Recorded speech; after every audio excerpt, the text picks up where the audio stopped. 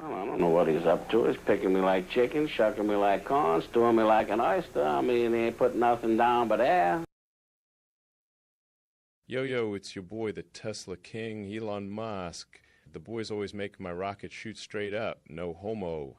You bout to listen to the #1 JFK-related podcast on planet Mars. Now plug in your neural link for two numbnuts who aren't a waste of government spending, the BBB&JOEB.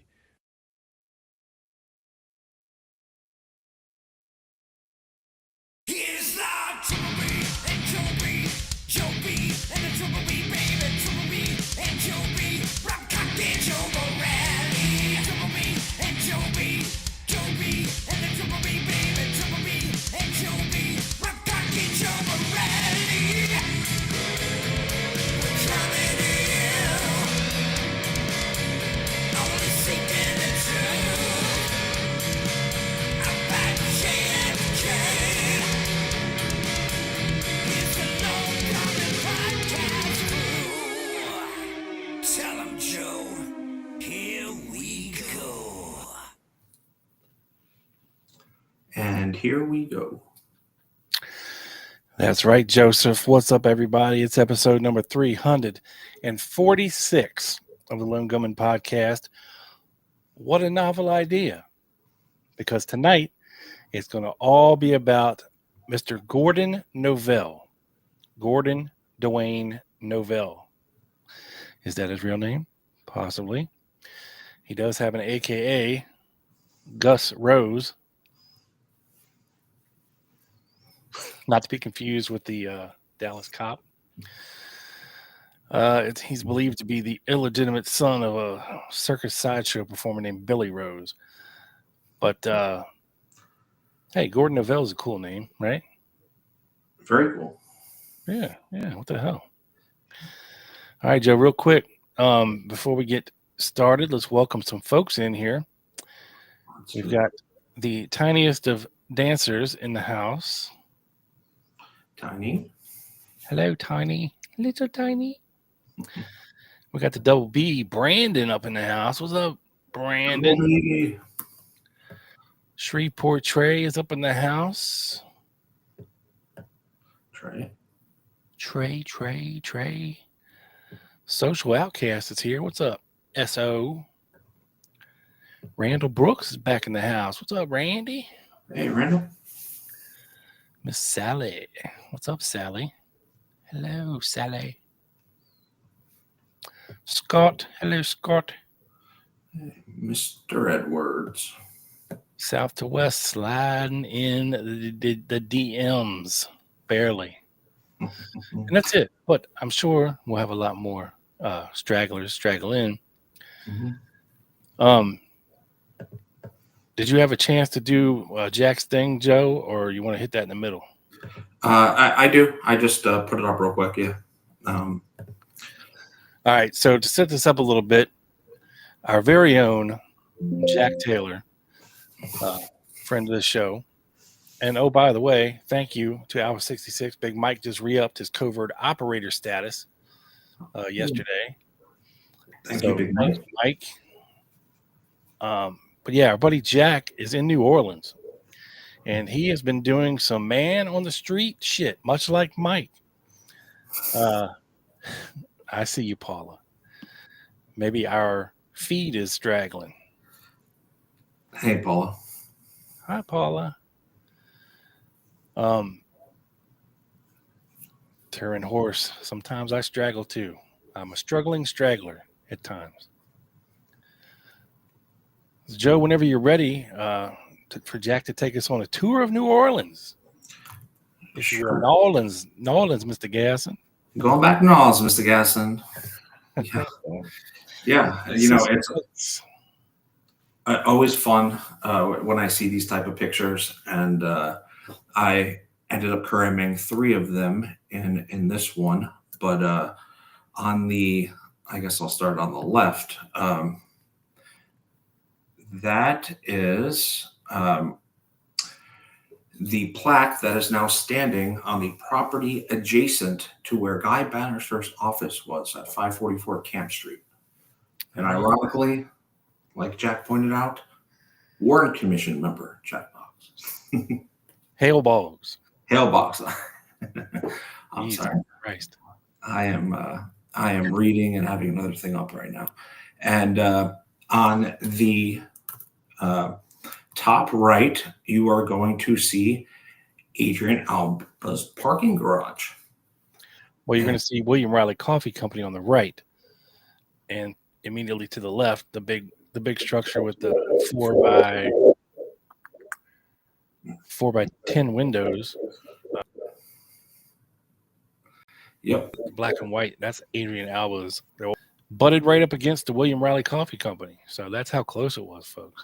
Yeah, right next to each other. And I was going to get there, Robert, but like Jack pointed out, really interesting to realize how close when you see it in a picture like this, and how he literally just, took a couple steps, went a quarter block, and then allegedly was hanging out in Adrian's office reading the gun magazines. So not working. And the last one I have here, he had a video, but I didn't want to put that up here. I didn't have time to. Fair enough. And this is the Napoleon House restaurant, Rob, where Garrison watched the assassination aftermath unfold on the small TV in the corner. Only in the movie, but still a cool spot to visit. Nice. Do you have the cabana or the Bring a Store picture?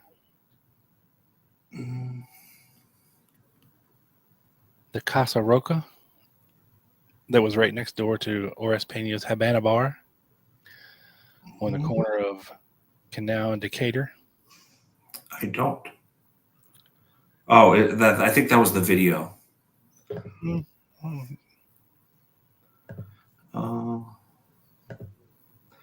Yeah, it's hard to download from Facebook Messenger here, but very nice of Jack to share those pictures with us. Very cool.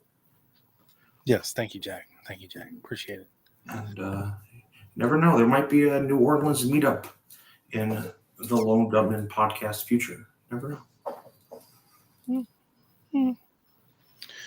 All right, let's get right into it, Joe, because we got a lot to cover tonight with Gordon Novell. This dude was all over the freaking place, doing all kinds of shit with all kinds of different people, including our intelligence agencies. So, yeah, I actually share a birthday with this guy as well. Really? Yeah, February 7th. Oh. He was born in 1938, February 7th. So I guess he was maybe 1 year older than Oswald, possibly. Or maybe, yeah, I think Oswald was born in 39, wasn't he? 63. Yeah, that's about right. Something like that. They're pretty close in age, or they were pretty close in age. But I teased a little bit on our members only section about finding another J. Martin. So thank you, Gordon Novell, for this. In 1959, Gordon Novell was arrested with two accomplices, Joe. And they were charged with grand theft auto. And his two accomplices were Julius Paul Martin, 20-year-old male, and they were arrested in Baton Rouge, Louisiana, at approximately 11 a.m. on June 26, 1959. Agent Robertson of the N.A. Theft Bureau came into police headquarters with subject Julius Paul Martin from New Orleans. this being the subject wanted for the theft of a 1958 Chevy Corvette. See auto theft report and auto theft recovery report. Upon questioning the subject, Julius Paul Martin at the police station orally admitted coming to Baton Rouge on Friday night. He and a white guy known as Sal, wait a minute. Yeah. And they were driven here by a white male known only as Gordon. Their purpose of coming to Baton Rouge was for stealing their Corvette and taking it back to New Orleans to be changed about and the motor to be used for hot rod purposes. So basically what these guys did, they went and they boosted this Chevy Corvette because at the time, Gordon Novell allegedly owned a drag strip where I'm not sure how legal these races were, Joe. But this is the kind of thing that they would do. Now, this other guy, Sal, that they refer to, is actually a guy named Rancier Blaze Ellinger. And why he is significant. So that was the three. It was Gordon Novell, Rancy, and Julius that got busted. And they had brought back the Corvette to New Orleans and they had already got the engine out of it. So, but the cops caught up to him, busted him out. And Mr. Ellinger was interviewed on March 30th, 1967 at 2:35 p.m. by William Gervich, aide to Jim Garrison. So this is what old Rancier, Mr. Blaze Ellinger had to say. Ellinger stated that he had been interviewed by Jim Garrison about 4 to 5 weeks ago relative to an incident in Houma, Louisiana, or Houma, or whatever, how you say it, relative to the burglary of explosives in that area. Alcock and I interviewed Ellinger again about this and other matters. He stated that he has known Gordon Novell for approximately 12 years and attended high school with him in Metairie, Louisiana. Ellinger stated that between March and September of 61, he, Gordon Novell, David Ferry, Sergio Acacia-Smith, Mrs. Gordon Novell, Marlene Mancuso, traveled to Houma, Louisiana in Novell's 1956 Lincoln automobile for the purpose of carrying out a prearranged plot to burglarize bunkers on the Houma airport for the purpose of obtaining explosives and munitions. Two others who were members of this plot followed them in a van truck and participated in the burglary. One of the occupants of this truck was Leighton Martins. The other subject is unidentified. Yeah. So, I mean, I know everybody's heard a lot of these names before. No.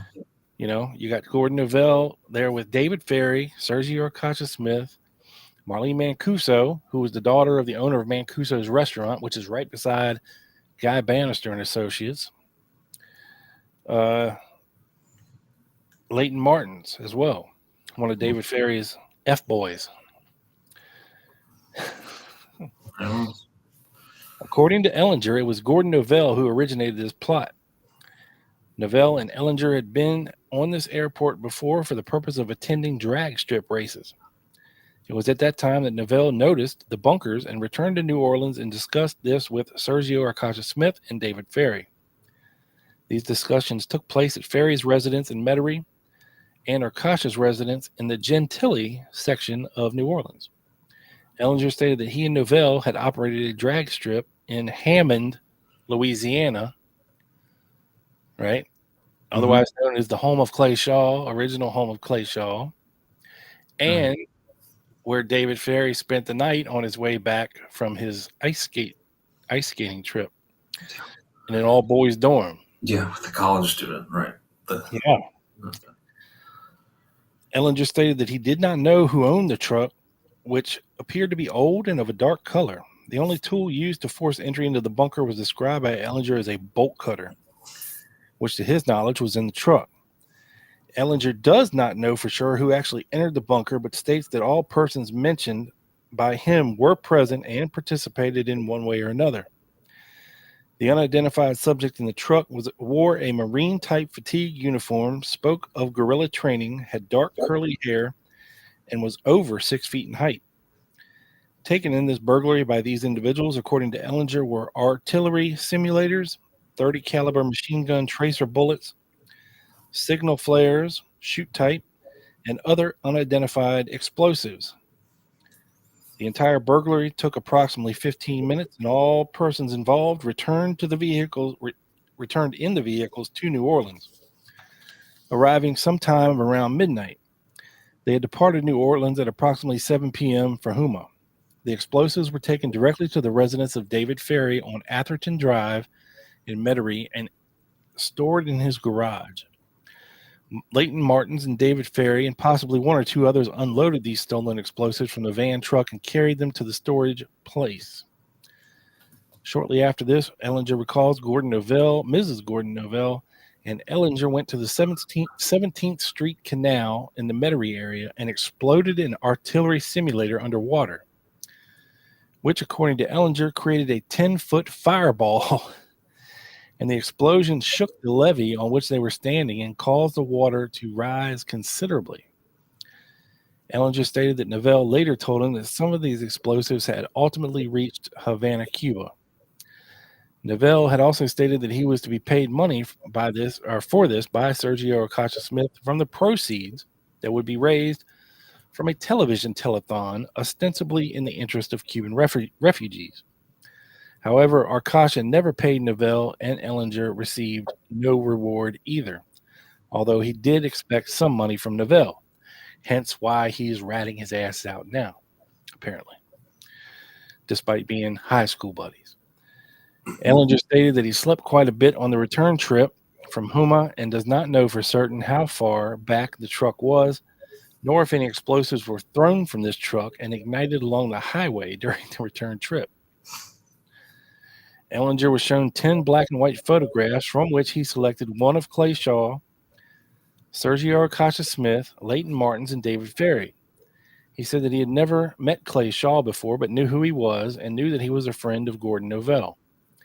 He identified the photograph of Sergio Acacia Smith as being one of the persons on this Houma trip.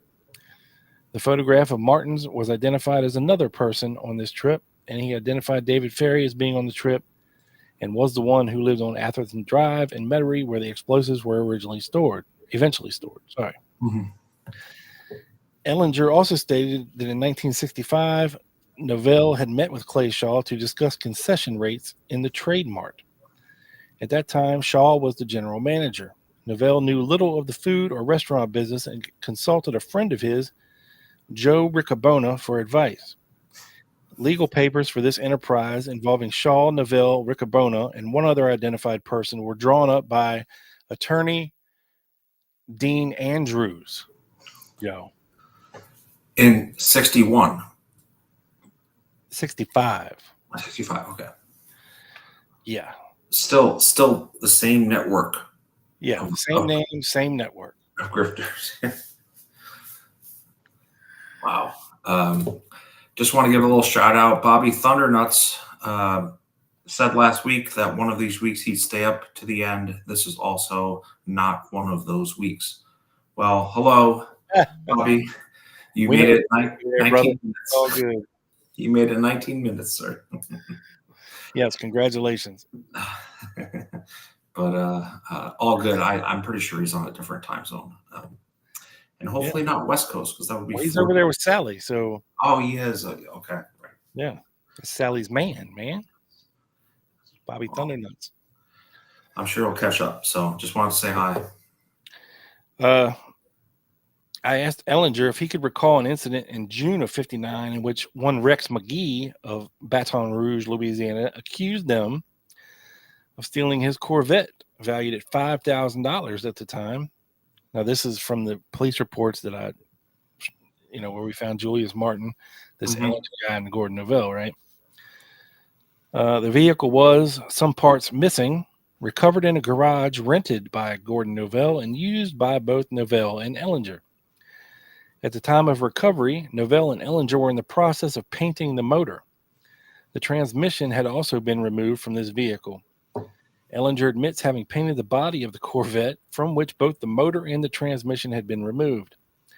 Ellinger added that the purpose of removing the motor and transmission was to sell them. They were mugged, fingerprinted, like mugged means photographed, fingerprinted and booked in Baton Rouge, but were not held. 3 other individuals, Vincent Bonamo, now deceased, Dave DeVincetti, and Julius Martin, were later arrested and charged with the actual auto theft.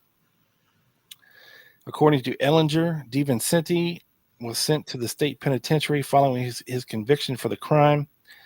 Although official records of the Baton Rouge Police Department and the Louisiana State Police show that Novell and Ellinger admitted knowing that this vehicle was stolen at the time that they took it into their custody. And having admitted they intended to sell the motor and transmission, but neither were prosecuted. So they basically received stolen property. Mm-hmm. On March 3rd, 1967, Superintendent Melancon of the Houma Police Department personally delivered to the undersigned their complaint report dated August 22nd, 1961, relative to the burglary on the bunkers of the Houma Airport. Ellinger came into this office voluntarily and stated that he would be willing to give testimony in this matter if necessary. So, he's rolling, Joe. He's a rat. We're telling you, Brian. Just listen. That's all you got to do. We're going to tell you who Gordon Novell is. Yes. In very short, a New Orleans character that intertwined with all the other New Orleans characters we study. Yes. And got involved with Garrison, but we'll get there. We promise. Yes. And much, much more. And much more. Yeah. Much, much more.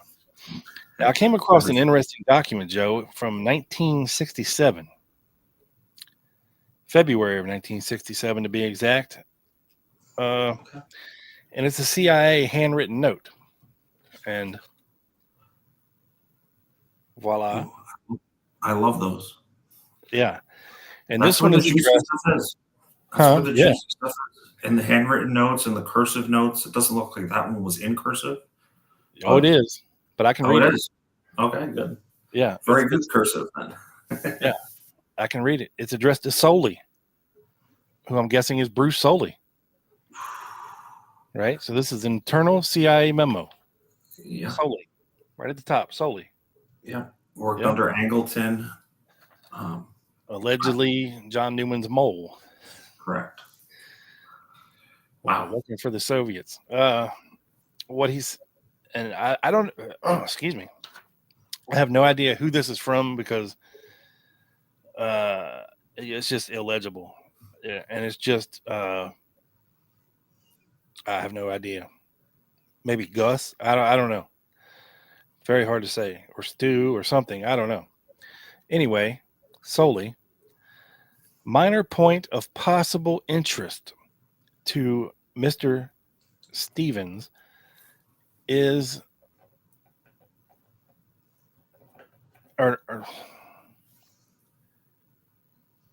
regarding Novell May. And who May is Houck May, or Houck May, who was a New Orleans-based CIA personnel person. He worked in the New Orleans CIA office.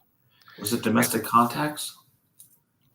I don't know. He just worked in the New Orleans CIA office. Okay. And we'll get there. But it says, we had that draft letter was formed allegedly under a piece of linoleum covering a sink drain board rather than a rug. Also, still question of who may have written draft letter, and of course, and most importantly, why Novell may be trying to link himself to the CIA is obscure, to say the least. Again, this is from February 1967. And what they're referring to here is Novell was staying in an apartment in New Orleans, and he moved out, right? And these new chicks moved in. Well, in the process of, I guess in the kitchen, the linoleum was all fucked up. So they figured that they would rip it up and put new linoleum down in the kitchen. Well, they started tearing up the linoleum, but under the linoleum, they found a letter from Gordon Novell saying some very interesting things about some CIA things that he probably shouldn't know, Joe. Yeah. And you got to wonder, Rob, is that for insurance? Like if something happens to me type of thing, this is where. Not really. It wasn't that kind of letter. Okay. I think it was maybe some kind of a letter that maybe fell off the counter and went under this linoleum. I don't know. Maybe he hit it. I don't know. Yeah. But so in July of 67, July 5th, I have another internal CIA memorandum to Mr. Stevens, whoever that is, chief of the SRS. Security Research Staff? Maybe. But it right underneath it, it says Oswald case.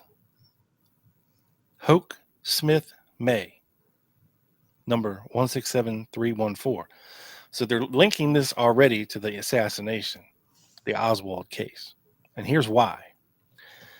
So the note in the attached New Orleans States item article that it reportedly was to Hoke May. Okay.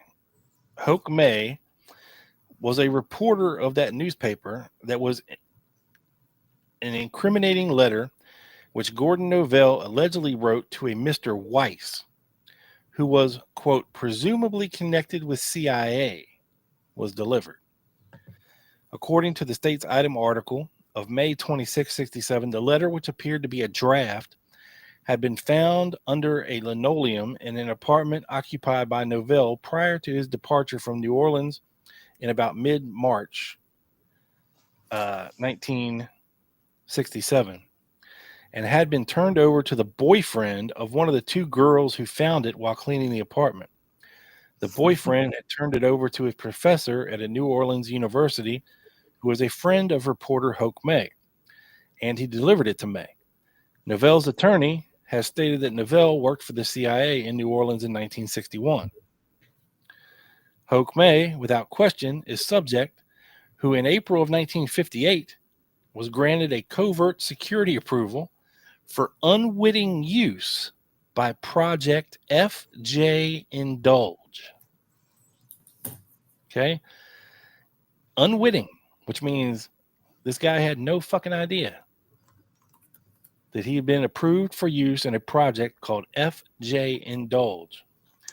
May was not to be directly employed by F.J. Indulge, but was to be used in connection with his position with a private firm which handled work for the project.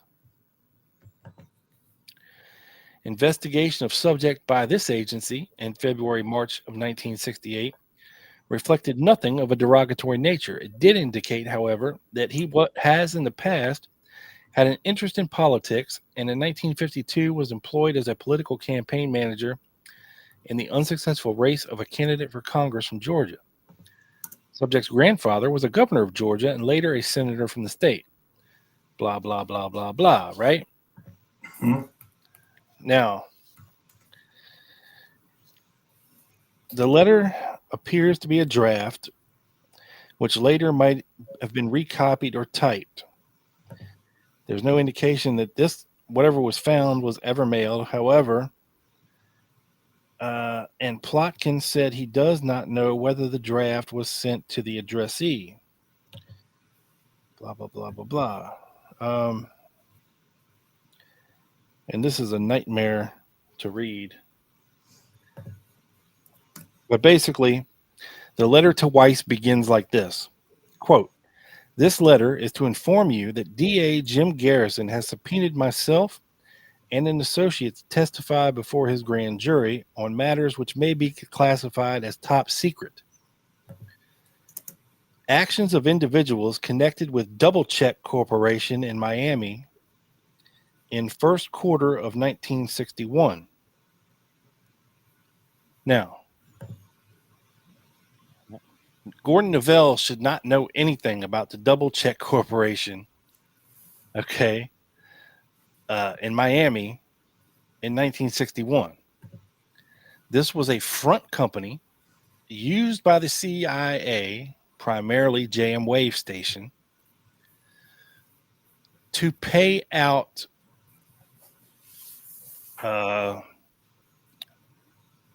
its agents, if you will, to pay out, widows of certain things. They used it for payouts, basically a shell company where people weren't getting paid directly by the CIA. They were using this company called Double Check as a shell company to pay out operatives. Okay. Now, Okay. Gordon Novell should not know shit about this, right? In theory. Should know anything, but he does. The authoritative book entitled "The Invisible Government" has identified Double Check Corporation of Miami as a CIA front organization which recruited pilots and other Cuban personnel for the Bay of Pigs invasion in 1961.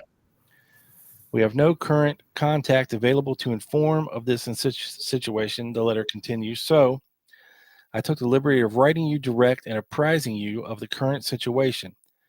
I'm expecting you to forward this through appropriate channels. Our connection and activity of that period involved individuals presently about to be indicted as conspirators in Mr. Garrison's investigation. We have temporarily avoided one subpoena not to reveal Double Check activities or associate them with this mess. We want out of this thing by Thursday, March, 67. Our attorneys have been told to expect another subpoena to appear and testify on this matter. The Fifth Amendment and or immunity and legal tactics will not save us. Mr. Garrison is in possession of unsworn portions of this testimony. He is unaware of Double Check involvement in this matter, but has strong suspicions, and I have been questioned extensively by local FBI recently as to whether or not I was involved with Double Check's parent holding corporation during this time. My reply on 5 queries was negative. Bureau unaware of Double Check association in this matter. Our attorneys and others are in possession of complete sealed files containing all information concerning matters. In event of our sudden departure, either accidental or otherwise, they are instructed to simultaneously release same for public scrutiny in different areas. So you can see why this letter is kind of suspect.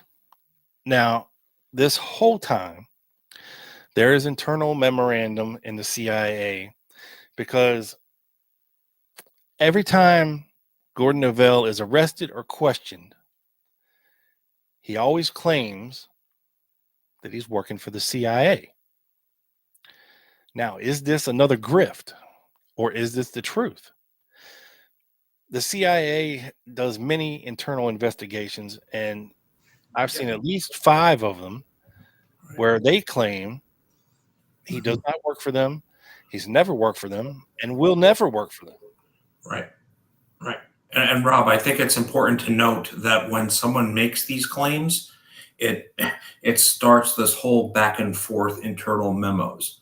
Someone writes a letter. Is this claim true? Then the person checks with the records person. Then they get back to the person who asked Not just that, Joe, but it also creates reports about what Novell is saying or doing.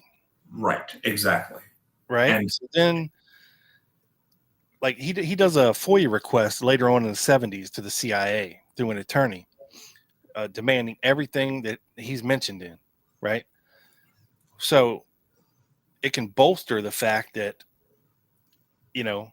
there's CIA files on this guy going back, to 1961. And he can say, "Hey, I work for the CIA," and he's going to say, "Well, of course the CIA is not going to say that I work for him. It's Right. top secret shit I'm doing here." Exactly. Right? So I don't know if it's a grift as well. If it is, it's fucking brilliant. If it is, it's brilliant. And I have some thoughts on it. I also have some documents I'll pull up later that of some of these internal memos. They're really interesting.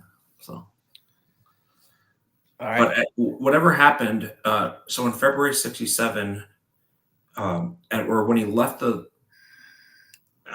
his apartment and that letter was found in March 67, other than the February 67 document, that starts the whole internal CIA process. Memos. That's when all of them are March, July.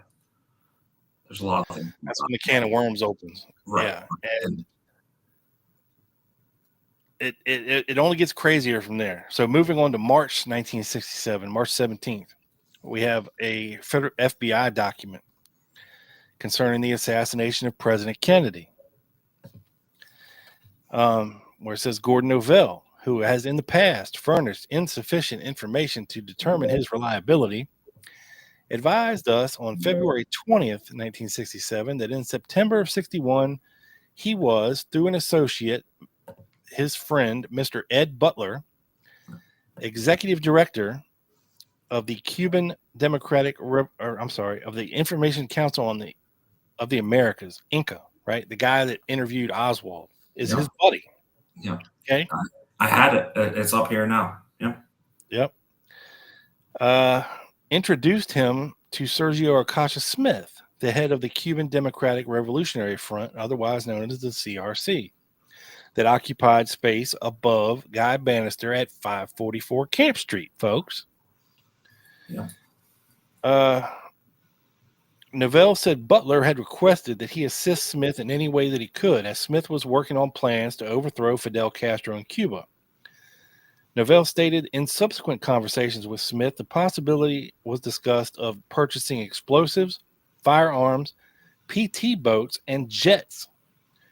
Smith, Novell said, was especially interested in purchasing machine guns, anti-personnel mines, 2mm Swiss Solo-Ren rifles, and automatic M2 30 caliber carbines.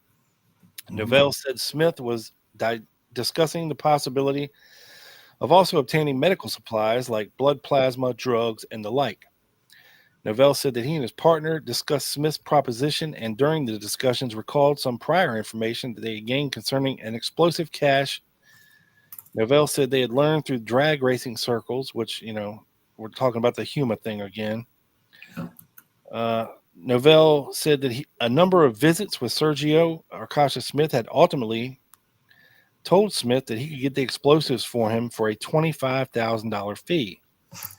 Novell said he also related to Smith, it was his understanding, plugged automatic weapons can be purchased from a firm in the north, and new barrels for these weapons could be purchased from a West Coast firm.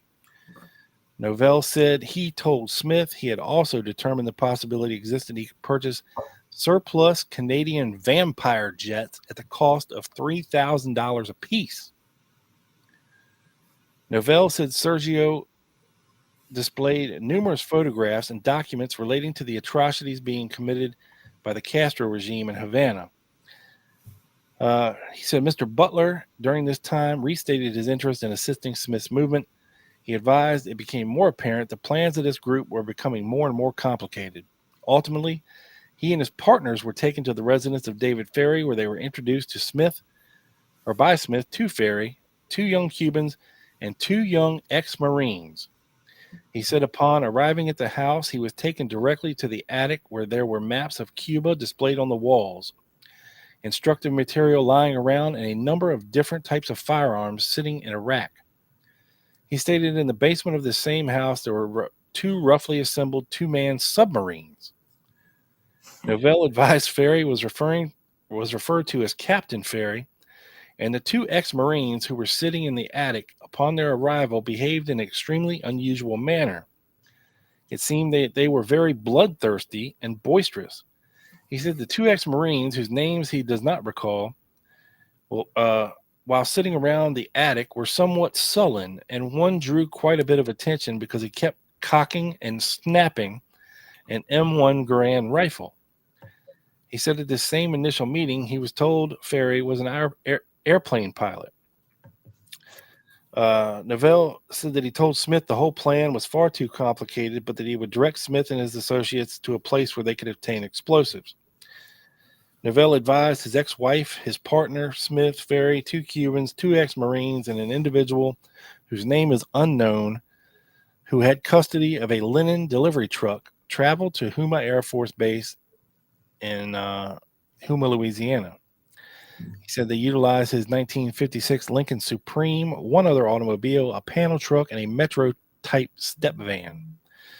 And he goes on and talks about, how they stole all this shit from Huma. So yeah,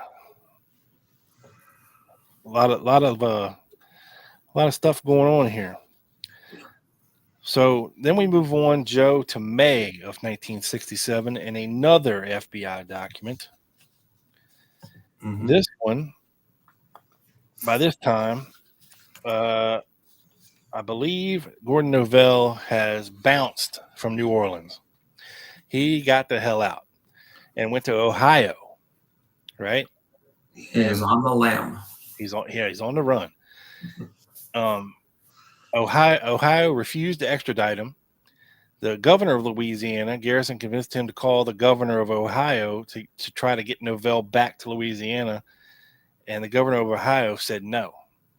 Right? So Novell was able to not have to go back to Louisiana at this time.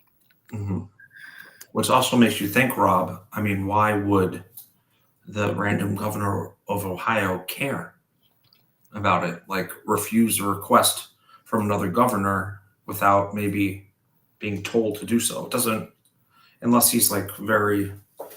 Well, somebody set something up in Ohio for Mr. Novell because he was given a place to live rent-free. He was given a dealer car to drive while he was there, right? He didn't have to pay for anything. So somebody was taking care of Novell in Ohio, as well as the state of Ohio. Yeah, I mean, there has to be some reason why a governor would refuse another governor and, risk them making that governor an enemy, unless there's a reason for it. So May 10th, 1967, we have another FBI document from New Orleans, Louisiana, concerning the assassination of President Kennedy. And it says this: Gordon Dwayne Novell, fugitive witness in District Attorney Jim Garrison's investigation into the assassination, telephonically contacted the New Orleans office of the FBI on May 6, 67. And Novell stated that with the aid of newsman and CIA man Walter Sheridan, he has uncovered the individual's identity who was involved with him at David Ferry's apartment during the September 61 meeting when plans were made to remove munitions from the bunker at the Huma Air Base. Novell advised that he had previously furnished information describing one of the individuals at the apartment as a young ex-Marine, possibly by the name of Andy. Novell realized he has now determined that this ex-Marine is in reality Jerome Andrew Blackman. Novell stated that Blackman is very likely District Attorney Garrison's star witness in Garrison's attempt to prove a conspiracy in the death of President Kennedy. Novell, now here's where things get weird. Novell further stated he believes District Attorney Jim Garrison is directly responsible for the death of David Ferry. He says that he saw District Attorney Jim Garrison himself is responsible for the death of David Ferry, and he says he saw him leaving David Ferry's apartment at approximately 5:30 a.m. on February 22nd, 1967, the day Ferry was discovered dead.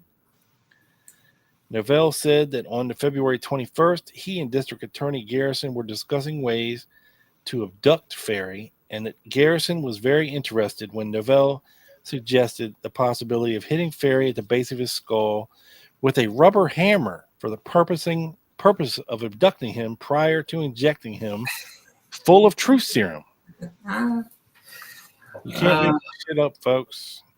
And just in case you thought we were making this up, Rob, I did snip this part because I read it and I was like, stop it.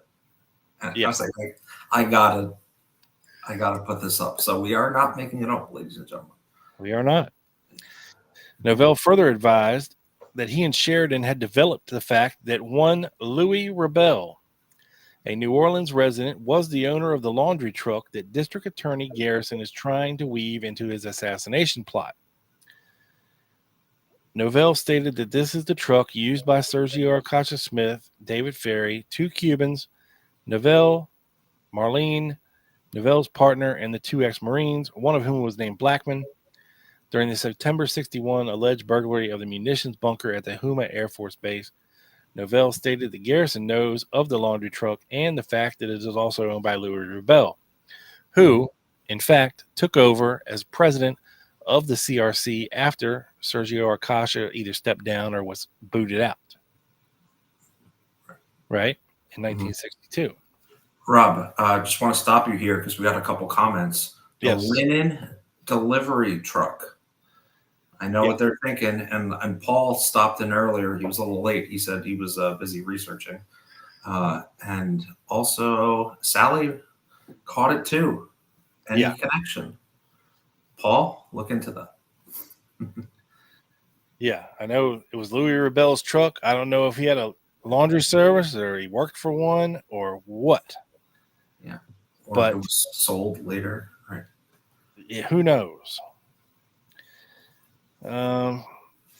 So they go through this, and according to Novell, District Attorney Garrison has in his possession the following letters.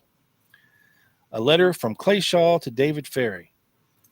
A letter from Lee Harvey Oswald to Clay Shaw regarding certain monies for services rendered, if you know what I'm saying, Joe. I do. A letter from David Ferry to Jack Ruby. A letter from Jack Ruby to Lee Harvey Oswald. And a letter from former Attorney General Robert Kennedy to David Ferry, which supposedly is a letter thanking Ferry for his anti-Castro activities on behalf of the country. But it gets stranger, and we hear more names that we're all familiar with. Here we go. Novell also informed that a New Orleans man by the name of William Dalzell had in the past contacted Special Agent Regis Kennedy of the FBI and CIA employee Logan. Novell stated the conversations between Dalzell and Kennedy seemed to be of interest to Garrison. Novell said that the information concerning Dalzell had been furnished by Dalzell's former landlady.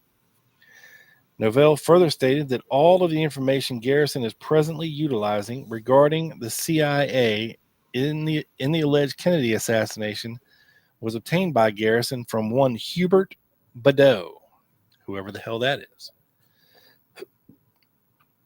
Andrew Jerome Blackman, the alleged Marine that took part in the Huma thing, was interviewed by special agents of the FBI on August 31st, 1961 at the 3rd District Police Station in New Orleans following his arrest for vagrancy, pending investigation of burglary by the New Orleans Police Department on August 30th. Blackman is described as a white male born September 15th, 1942 in Greenville, Mississippi, and claimed his residence was Natchez, Mississippi, and that he was a student at Perkinson College in Perkinston, Mississippi. Blackman advised that he thought his arrest might possibly be the result of his association with one Captain David Ferry, who he understood was being investigated by Jeff Parrish authorities concerning what he termed indecent charges. Louis Rebel, as of October 12, 1962, was the admitted head of the Cuban Revolutionary Council in New Orleans, an anti-Castro organization with headquarters in Miami, Florida. The New Orleans State's item final edition of April the 5th, 1967, identified Steve Plotkin as Gordon Novell's attorney. The current New Orleans telephone directory lists Eddie Sapir as an attorney, and various news sources have reported that Eddie Sapir was recently elected councilman for the city of New Orleans. The 66th New Orleans City Directory lists Judge David Gertler as a judge of the Civil District Court for Orleans Parish. And on October 9th, 1961, Sergio Acosta Smith identified himself as the head of the Fronte Revolucionario Democrático, otherwise known as the FRD, and that it emerged with the Cuban Revolutionary Council under his guidance. Okay. Let's see, any other juicy shit in here? A confidential source who has furnished reliable information in the past advised that on March 1st, 1961, that the source overheard a conversation between William Dalzell and another individual that they were to meet a big wheel from Honduras at the airport bar on March 1st to arrange for the transfer of 2,000 Thompson machine guns and a number of M1 rifles. The source did not know the identity of the individual holding the machine guns, but advised that the transfer was supposed to be accomplished by the use of a 51-foot yacht crew boat tied up at that time in Venice, Louisiana. According to the source, the transfer of guns to this vessel would occur someplace between New Orleans and Baton Rouge, after which time the guns would be transported to the high seas, where the representatives from Honduras would either take over the cargo or the actual vessel. The source advised that these weapons were to be used by a group of military men who had recently participated in a revolt in Honduras and were then living near the border of Honduras.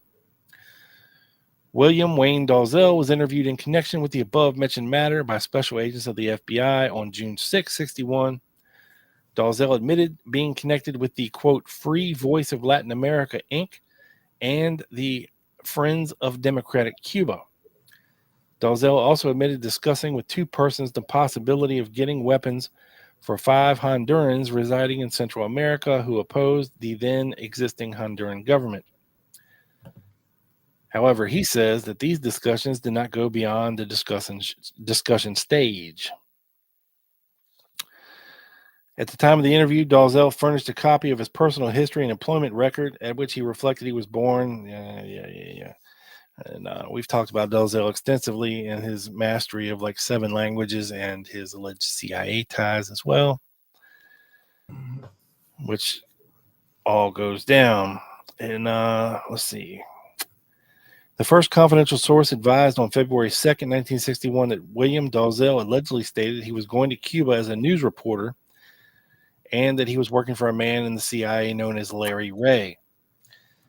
Dalzell was interviewed by special agents of the FBI on June 2nd and claimed he had visited the CIA office in New Orleans on 3 occasions, commencing late in 1960 and ending in early 1961. Dalzell claimed he was interviewed by CIA agent Lloyd Ray, and Ray was interested in determining certain information regarding radio stations in Cuba, as well as certain microwave equipment in possession of the Cuban government.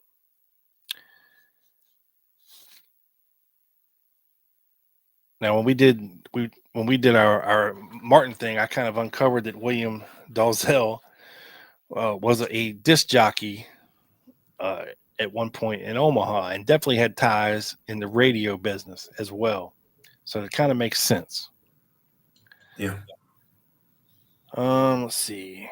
On June 2nd, 1961, Hunter Leak, a CIA agent out of New Orleans office, confirmed the fact that Dalzell had paid 3 visits to the CIA office in New Orleans to speak to Mr. Lloyd Ray, a CIA agent.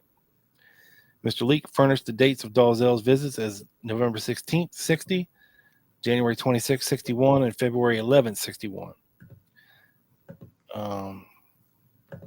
This document contains neither recommendations nor conclusions of the FBI. It is the property of the FBI and is loaned to your agency, and its contents are not to be distributed out. So I don't know who got this FBI memo, but it's definitely out there. Mm-hmm. Next up, young Joseph. We have an FBI document from June 9th, 1967, out of Memphis, Tennessee. Okay, Rob. Yes. Before you start that, I had a very interesting video of Novell, an interview in March of '67. Before you read that document of June '67, talking about Jim Garrison, and it's titled "quote Missing Witness." It's only a minute long, minute 47 seconds actually, and I thought the audience maybe it'd be a good time to play that before you read that document, if you don't mind. Yeah, go ahead. All right. It is from the YouTube channel Helmer Reenberg, who has a lot of good stuff. Let me just, in my million tabs that I have open here. But yeah, he has a ton of great JFK videos. I'll put that link in the comments in a second. But this is what Novell says about Garrison in March, end of March '67. We'll get, what do you think after this, Rob? Opinion, he's perpetrating one of the most enormous frauds on the world and on the United States in particular, and on my home state and on New Orleans. And if it goes much further, there's just no telling where Mr. Garrison will go. What is his motive? Why is he doing it in your opinion? He reminds me of Huey Long. And he reminds me of a combination of Huey Long and some things that I've read about Dr. Goebbels. He's a little bit of both. What is his motive? Well, Walter, that's open to conjecture. Walter. He can go anywhere with this thing. If he convinces the public that he's real, and that this farce is real, this circus that he's putting on down there is real, he's going to try and ultimately drag in the CIA, and he's going to drag in left and right, and as he says, through the looking glass, black is white and white is black. I think he's the one that's black and white at the same time. He can go anywhere. He can say, well, your government did this. He can say, there's just no telling what he's going to try and say. At the rate he's going, maybe tomorrow you'll be it. Did he offer you anything to help him? Yes, Mr. Garrison said that if I needed any financial assistance or did I have any business problems or anything, that I could get him. That I could get anything that I wanted to help him. And I said, no, I don't need any assistance. Do you have any indication of what he wants you to testify to and why he considers you such an important witness? He could get me, I guess, if he could put enough pressure on me, or if he had me in his pocket, the way he has an awful lot of people down there, he could get, he could probably get me to say just about anything he wanted me to say. Ooh. You know, Joe, we'll get there. I've got some of this stuff that he alleges that Garrison did down there. Did you catch who was doing the interview? Yeah, Walter Sheridan. Yes. Yeah. Yeah. And a couple of things that Novell says here actually did come to fruition. Garrison did drag the CIA into it. Garrison did blame the CIA into it. And he also drugged Walter Sheridan into it and called him out as an employee of the CIA sent by Bobby Kennedy to disrupt his investigation. And I believe at some point, because Novell did have knowledge, like this whole Dalzell thing, he did have knowledge of what Garrison knew. So I think he was, for a time, maybe initially, doing a little work for Garrison, but came to realize very quickly what Garrison was up to, right? And I know this is a big point of contention when you're talking about the Garrison investigation. Did he do unethical things? And I think the answer is yes. Now, I praise Garrison for trying, right? But we all know his investigation was off the rails. And I'm pretty sure that the conjecture of most people that have studied the Garrison case against Clay Shaw realized that he didn't really have a case against Clay Shaw. He was grasping at straws with Shaw. And, if things could have been different, I don't know. But this whole use of, sodium pentothal on witnesses, and, the constant barraging, you know, the alleged payoffs and promises and this, that, and the other, non-prosecutions and things like this probably did go on, Yeah. So Yeah, I agree with that. And at the same time, I the mean, he flat out government, accuses them of killing David Ferry. yeah, that was very interesting. But at the same time, the government isn't playing by the rules either, right? So in terms of the Garrison investigation and looking into it and doing reports, updates on what's going on and investigation into jurors, everything. So no one, to be fair, was playing by all the rules.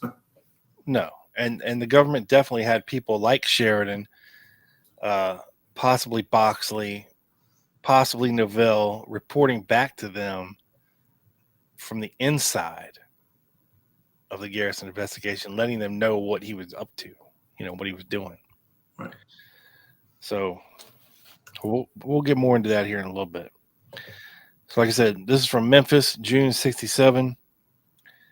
And this is an odd one because, by this time, Novell has made his way to Ohio, right? But he has a buddy in good old Music City, Nashville, Tennessee, Joe. Huh. Mr. Charles Walker, who was the owner of the radio station WKDA there in Nashville. A guy by the name of Dick Buckley was the program director at WKDA, and their attorney, William F. Carpenter Jr., appeared at Mr. Merritt's office on May 22nd, 1967, and furnished in the presence of Davidson County District Attorney General's investigator Charles Hunter the following information. One Gary Edwards, which is a pseudonym for Gerald Mundy, the news director of KDA, is an old friend of Gordon Novell's. Edwards has been employed in this post by station WNOE in New Orleans, Louisiana, another radio station that, hey, William Dalzell worked at for a time. By the way, when he came to know Novell, also of New Orleans, during the New York World's Fair, Edwards took leave of absence to work on the Louisiana exhibit, and at that time renewed his friendship with Novell. Several months ago, Novell called Gary Edwards and discussed with him Novell's relationship to the Garrison investigation of the assassination of President John F. Kennedy and how Garrison had planned to arrest and extradite Novell from Ohio to New Orleans. Novell told Edwards thereafter in a conversation with Walker and Buckley that he had worked sometime prior to January and February of '67 for Garrison on the Kennedy assassination as, quote, an electronics expert.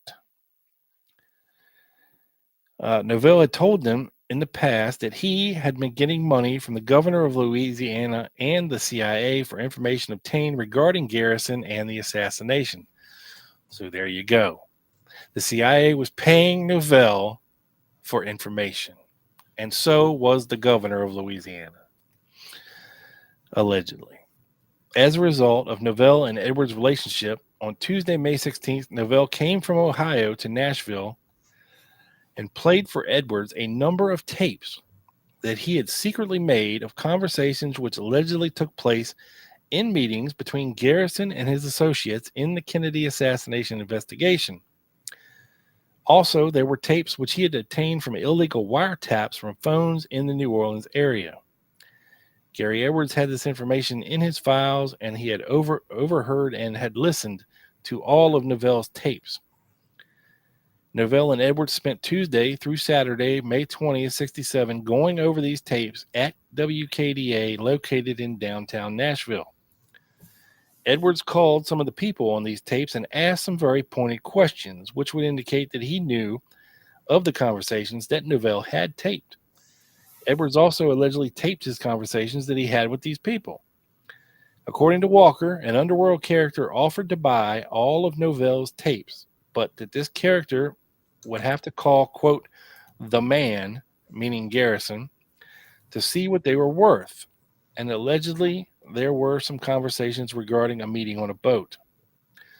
So what that's saying is they were ready to sell these tapes to some underworld figure, who some mysterious guy, but that they should probably check with Garrison to see if he was willing to pay for them. In other words, blackmail Garrison with these tapes. Right? Mhm. So on Saturday night, May 20th, Novell and Edwards were at the radio station and returned to Edwards' apartment from the radio station in a panel truck. As they went into the driveway, a bullet went through the front of the cab and hit the deck, or both of them hit the deck. And the first shot was followed by a series of shots, some of which went through the cab and window of the truck. This information came to Walker from Gary Edwards, who telephoned him at 5 a.m. on Sunday, May 21st from Bowling Green, Kentucky. He fled after this. Allegedly, the shooting occurred shortly after 1 a.m. on Sunday, May 21st, 1967. Novell was allegedly shot in the arm, but not badly. And Edwards was not hurt, but did receive some wounds from flying glass. Buckley went to the scene and did find that some bushes in the area had been tramped down as if someone had been lying there for a while. The panel truck was there, and there were indications that it had been shot up, including bullet holes and broken glass. Edwards said Novell somehow got to Bowling Green, Kentucky in another automobile, although Edwards did not own a car. From somewhere in Kentucky, Edwards and Novell split up. Novell then hightailed it back to Columbus, Ohio, and Edwards was allegedly to proceed to D.C., where he was to appear at a meeting previously scheduled for news editors at a Department of State briefing. U.S. Attorney Merritt made available a Xerox copy of a memo found in the files of Gary Edwards, which relates to the alleged tape recordings mentioned above, which is attached here too. Mr. Merritt stated that he did not know the significance of this information, but that he had made it available to the DOJ, and no action was recommended other than to place it in our files, according to the FBI.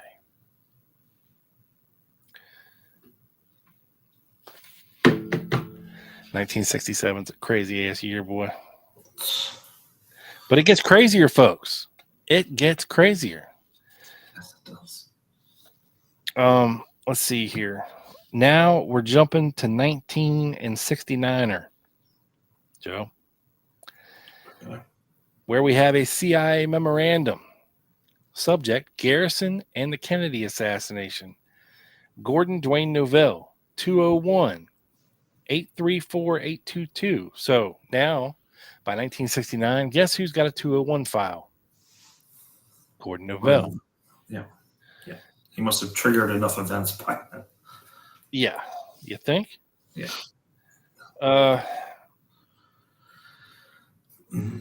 Apparently, Novell told a Ms. Jane Marilli that worked at a answering service. Okay?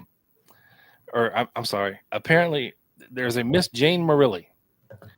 She was the president of an answering service that provided CIA representatives with information about a client, Gordon Novell, who has received much publicity throughout the course of the Garrison investigation. Novell told Miss Marilli that persons associated with Garrison and with Ramparts magazine had planned an article in which Novell would be linked to the answering service and the service, courtesy associates to the CIA. Central Cover staff has used the firm's services for 15 years. Novell told Miss Marilli not to worry about it because he had let Garrison and company know that courtesy associates would sue if such a story were printed and the story would be killed. Miss Marilli provided additional information about Novell, who in the past has falsely implied and even claimed association with the CIA. So now here in 1969, we have Gordon Novell using the same answering service, courtesy associates, that the CIA has been using for 15 years. And Novell knows this and reassures the owner of this service that don't worry, if anything comes up about this and they associate it to the CIA, the story will never come out. It'll be killed immediately.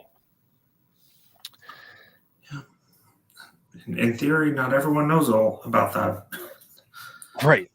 So, and of course, this is CIA internal memorandum. So they get with Mrs. Marilli, or whatever her name is there. And she tells them everything that Gordon Novell told her. Now, when he set up his answering service through Courtesy Associates, this is what he told her, that he anticipated the following callers. Okay. Number one is a Mr. Willard Robertson. Now, Robertson is a Volkswagen distributor in New Orleans and a member of the Truth and Consequences Incorporated, which is a private association of Garrison supporters who have donated funds to Garrison's office for his investigation into the assassination. Excuse me. An FBI report of 10 October 67 stated that Robertson wanted another businessman to file charges of theft or fraud against Novell in connection with a $2,700 diamond ring in order to get Novell in jail and, quote, under the floor. Number two, a Mr. Elmer Gertz. Comment, no prior record in Garrison case. Number three, a Mr. Philip Gabriel. Number four, a Mr. Walter Sheridan. Novell listed the following as an emergency contact, a Mrs. Abby Novell. So by this time, him and Marlene have divorced, and now Gordon Novell married a woman named Abby, who is a former, her name is Abby Mulligan. She is a former Playboy bunny, and she was smoking hot, folks. I've seen pictures. T Busy said, I had his comment start earlier. He asked me to say my great comment, but he's leaving for the pub. And he asked me, although I already said it, if we can go back to New Orleans, Mr. Gasson.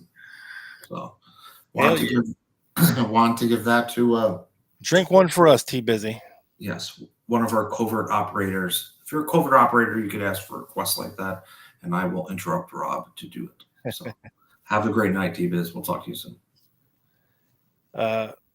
She even told them that Novell banked at the Riggs National Bank in DuPont Circle at 1701 K Street, and that his lawyers in D.C. were Miller, McCarthy, Evans, and Cassidy.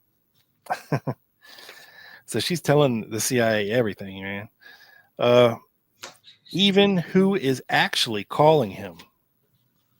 All right.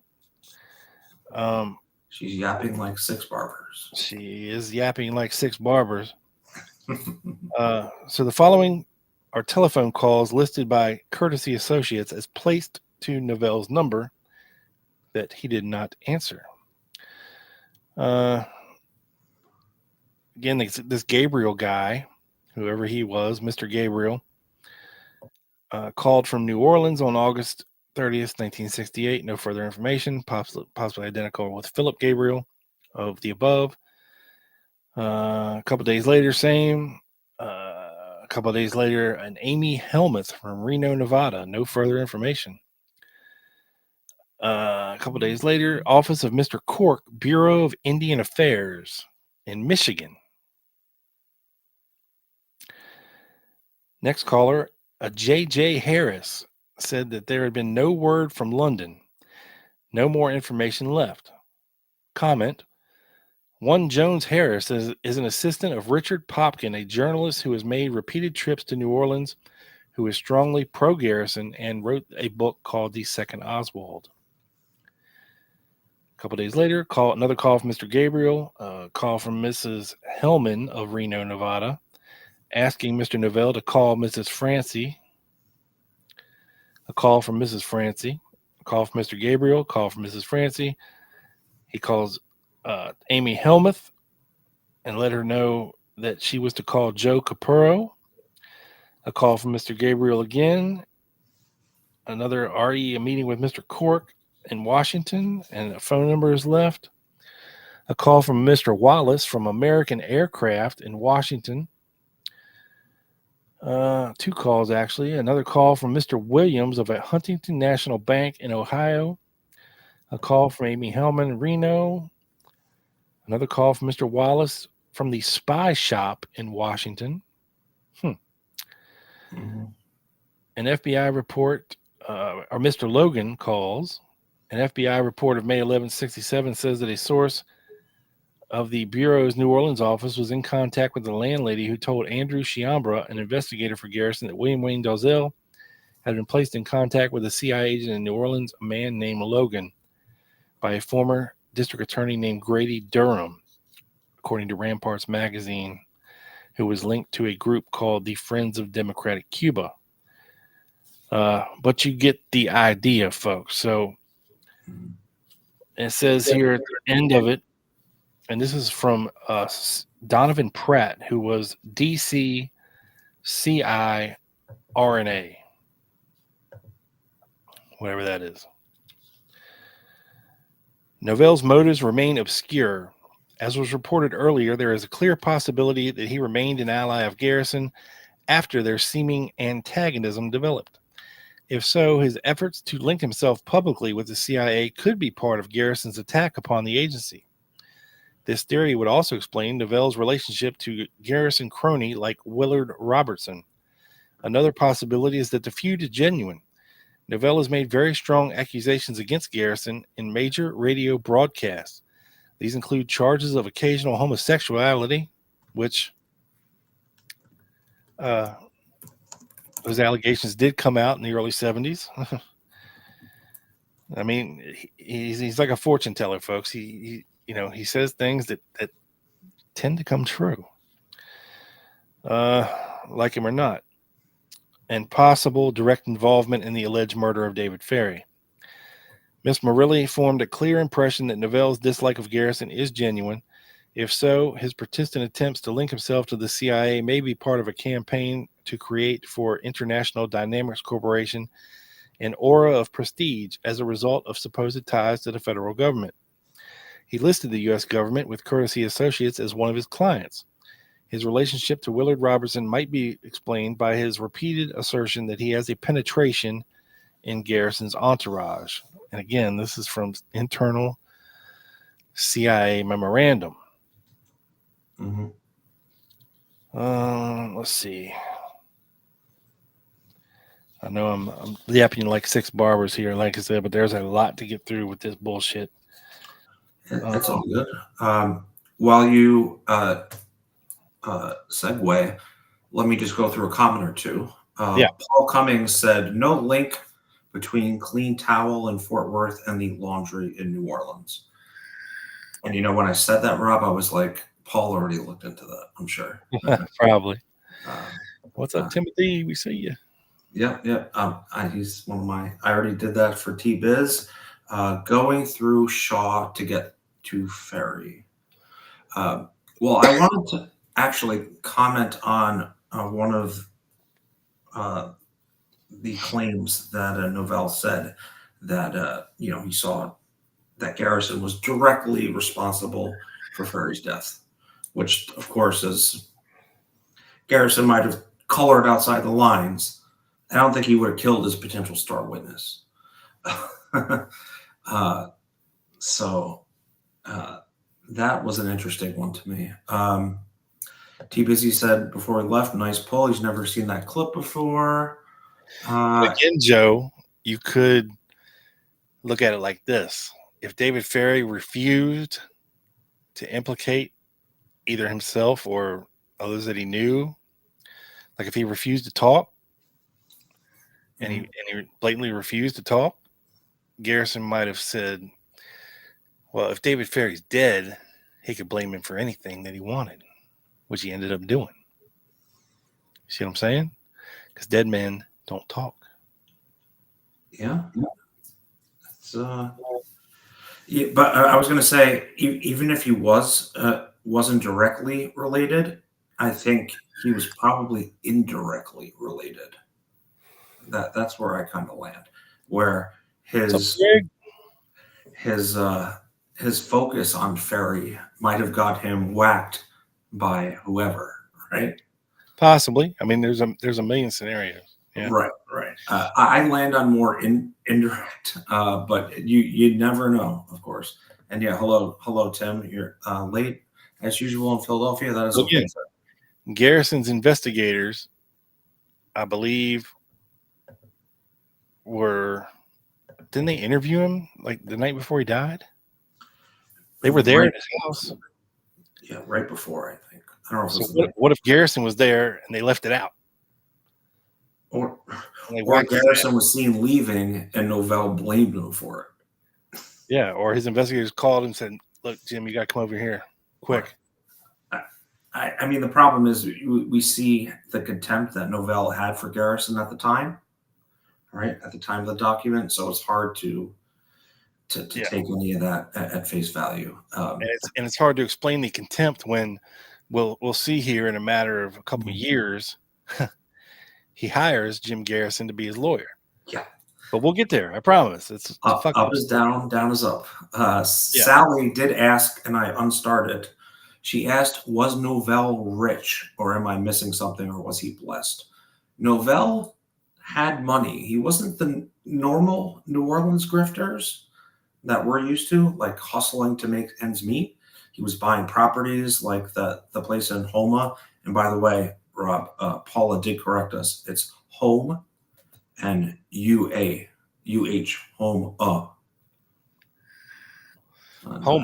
Homa, yes. A lot of homos in Homa. Yes. I had a girlfriend from there in high school. Ironically, we met on a trip to DC, of all places. And I banged a chick in high school from Lake Charles, Louisiana. Ooh. Later went on to be in a Playboy magazine. Whoa. Girls Next Door. Crushing it. I can't claim that. Perpetual Concepts came in a little late. Can I get a mulligan, Joe B, or two? You can get two mulligans. And Rob, I played golf yesterday. That's what he's referring to. The first shot I had was absolutely horrible, and I said mulligan. So I thought of PC when I did that. So yes, you can get at least two. That is it, sir. All right, moving along. We had FBI document from July 16th, 1969, Joe.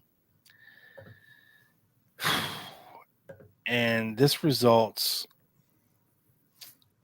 from a letter, I guess, maybe some kind of a legal letter to the FBI concerning,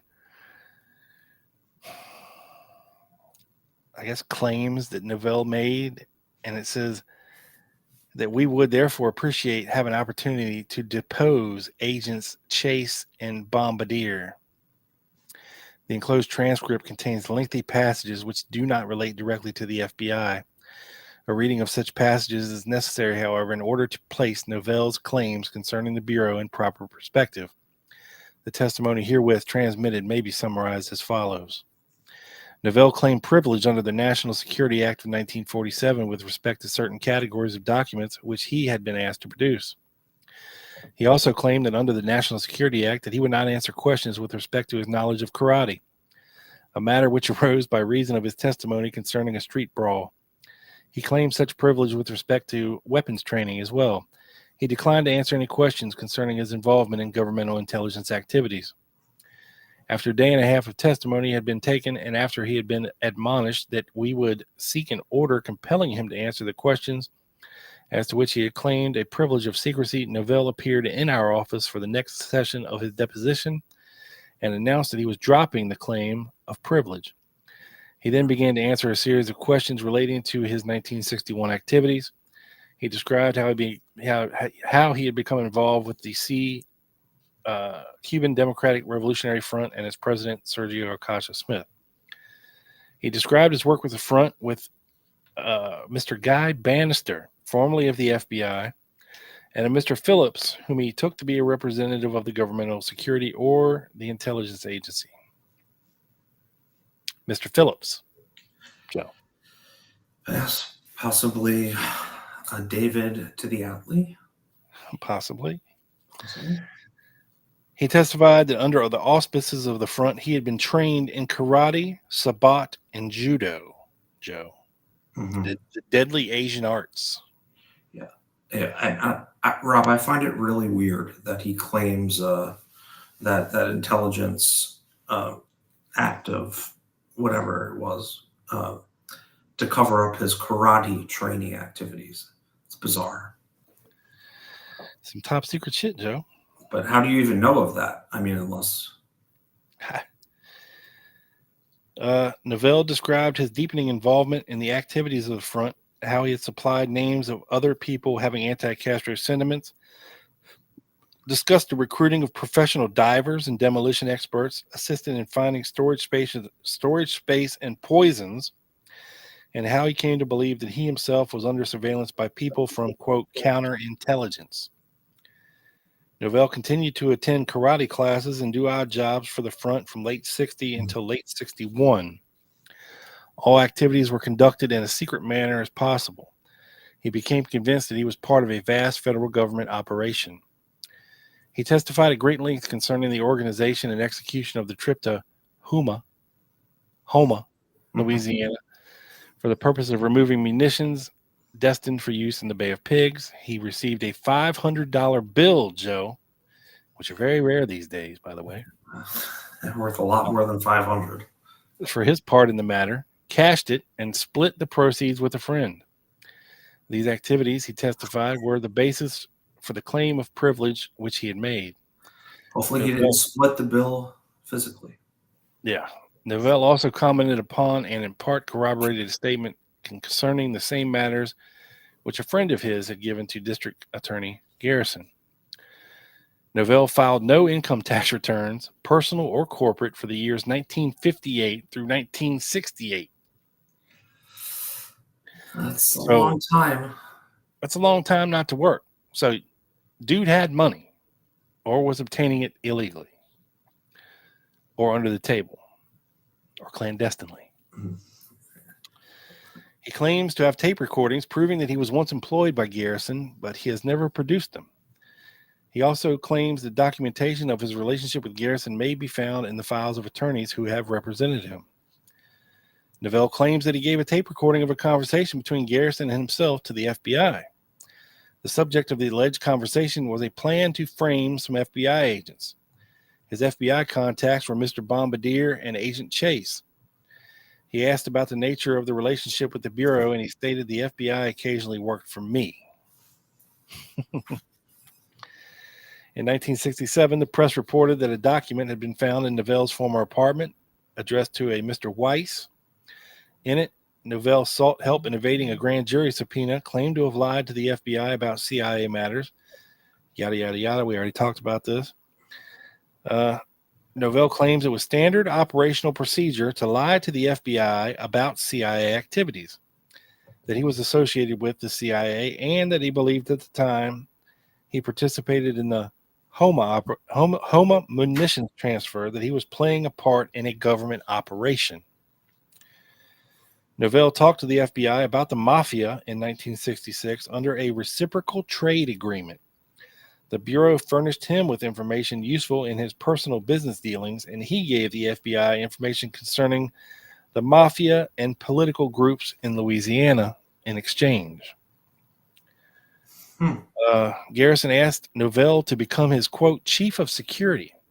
The two had a lengthy conference in which Novell advised Garrison how he might frustrate efforts by the FBI to tap his phones and by the CIA to infiltrate his staff, which they did.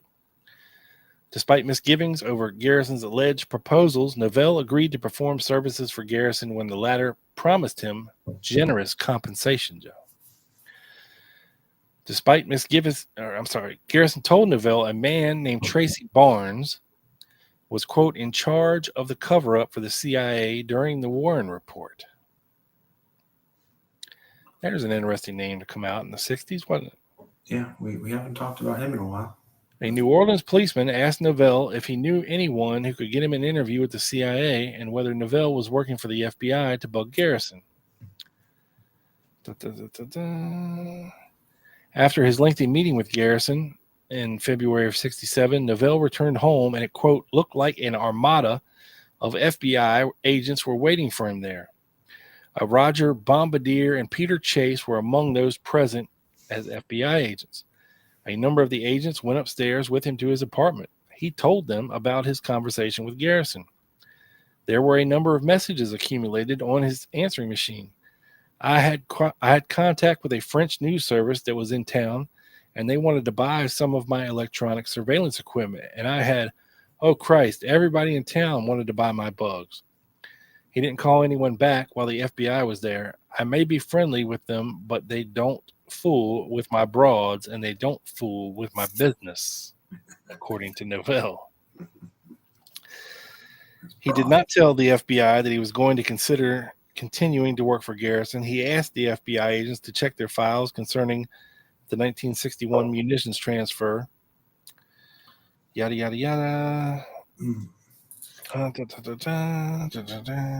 Rob, there is no record of him ever working for Garrison, is there? No. Garrison denies it. I get along with them pretty good. The agents told him that the Homa munitions transfer had been a CIA operation. They asked him a number of questions about Double Check Corporation about the munitions. He did not tell them about Bannister or Smith. Quote, a guy from Washington did most of the questioning. The Bureau had nothing in their files relative to the munitions transfer. On May 8, 1969, Novell placed a telephone call to the CIA and spoke to a Mr. Joseph Goodwin. He had previously called the CIA's legal department 2 months before. Before that, he had a number of telephone conversations with Alan Dulles. He had also sent telegrams to Mr. Helms. Whenever Garrison attempted to connect him with the CIA, Novell would send the CIA a telegram. The telephone call, which he made approximately 2 months prior to May 8, 1969, involved an effort on Novell's part to get a statement from the CIA that he had never worked for them. Since the Homa munitions transfer was obviously a CIA operation, it was a secret which would come under the National Security Act of 1947. But Garrison, however, since the CIA would not give him the statement he requested, he advised that he was going to drop his claim of privilege, and Mr. Goodwin told him to go ahead and testify. Novell did apply in 1967, Joe, for employment with the CIA, not because he wanted employment, but because he wanted to be able to prove that he was not a CIA employee already. Although there's a little bit of a difference between being an official CIA employee and being a CIA asset being paid through shell companies like Double Check, right? Which the CIA could have plausible deniability. Well, we don't pay this guy. He's obviously working for this other company, Double Check, whatever that is, you know? There is a big difference between that, yes. Yeah. They only acknowledge the asset agents. They really have to, but get this. Dean Andrews, here we go again, introduced Gordon Novell to Walter Sheridan, who was doing the investigative work for NBC's White Paper Unit report on Garrison. Sheridan told him that the FBI thought Garrison was a fraud, and he told Sheridan what he had told the FBI. Sheridan then asked Novell whether Novell would like to be Sheridan's chief of security while he performed similar duties for Garrison, and Novell accepted. Novell told Sheridan things he had not told the FBI or Garrison. He did investigative work for Sheridan, located Leighton Martin's, and attempted to find a laundry truck, which figured into Garrison's investigation.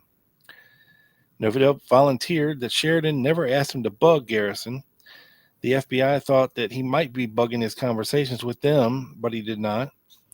Everybody thought that he carried out bugging operations, but he claims merely to have been a dealer in the equipment and an expert in the field, not an actual doing the bugging guy, right? He did attempt to transmit from a portable radio apparatus communications he had with Garrison and his staff at a meeting in Garrison's office, but the effort failed. He discussed with Garrison and his staff security measures which should be imposed to safeguard the secrecy of their investigation. He was asked if he had been approached by the FBI, and Novell told Garrison and his staff that he was still friendly with them and almost got into a physical altercation with William Gurvich. He was told to break off his friendship with FBI agents. Now, at this point, Joe, I'm going to put up a picture, okay? Since we're talking about radio communications and electronic wizardry and all this happy horse shit, right? Now, of all the pictures, Joe, of Umbrella Man taken in Dealey Plaza and who it could possibly be, right? We don't think it was Louis Witt, that's for sure. But one of the most convincing comparisons that I've ever seen to Umbrella Man actually is Gordon Novell. Look at this shit, Joe. I know it's a little bit of a fuzzy picture on the right, and we've all seen a clearer picture. You get the picture, right? It's there's a likeness for sure. It's very, yeah. You know, you can say it's Jerry Buchanan, or you can say it's Roy Hargraves, but to me, the closest resemblance to Umbrella Man is Gordon Novell. He's got the high forehead, the low ear, the pointy nose, the strong jawline, sunken eye. I don't know, man. It's pretty fucking uncanny. And Novell, being an electronics expert, could have provided the, radio communications for that day. I'm just saying. It's an interesting thing to think about.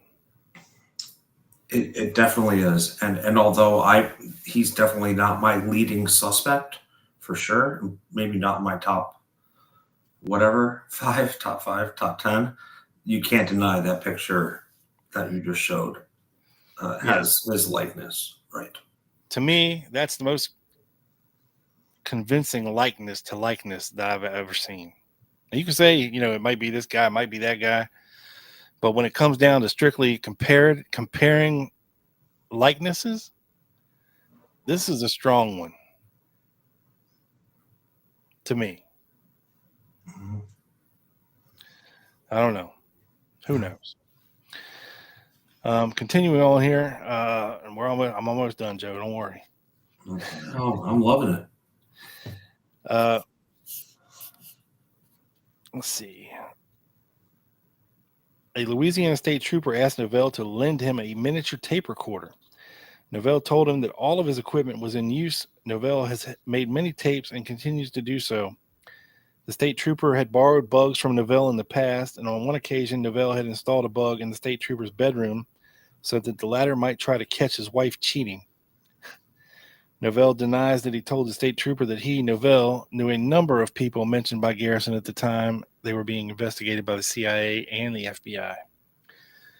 Novell alleges that he sent copies of his communications to Garrison to the FBI and the CIA, and we hope that upon review of this transcript, you will agree to make Misters Chase and Bombardier available to us for depositions in the cities of their residence.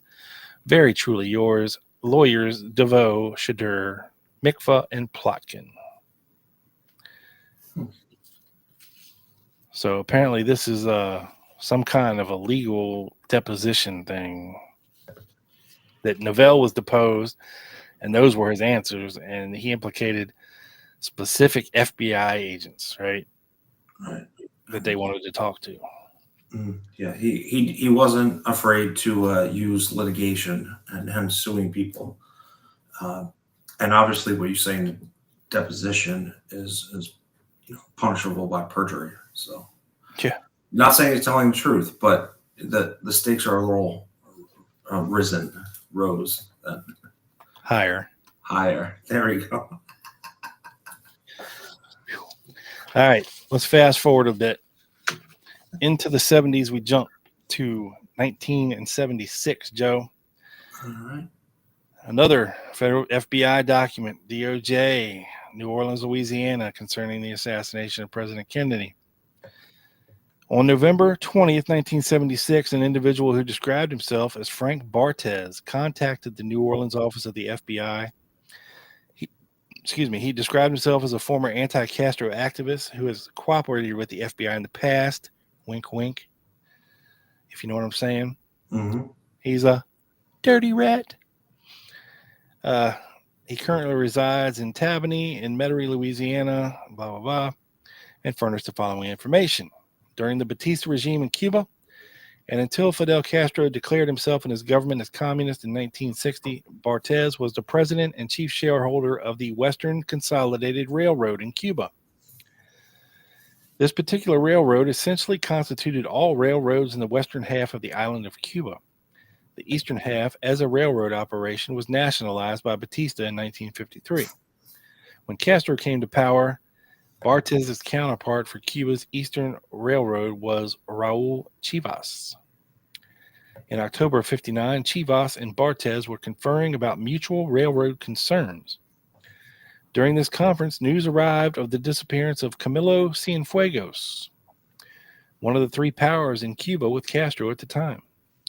Cienfuegos had disappeared on a flight, and a massive effort to locate him was being generated. Barthez stated that he wished he could do something to assist in that search, to which Chivas replied that Barthez, with his private plane, would certainly be welcome, and that Chivas would attempt to obtain a permit for Bartez's flying in Cuba.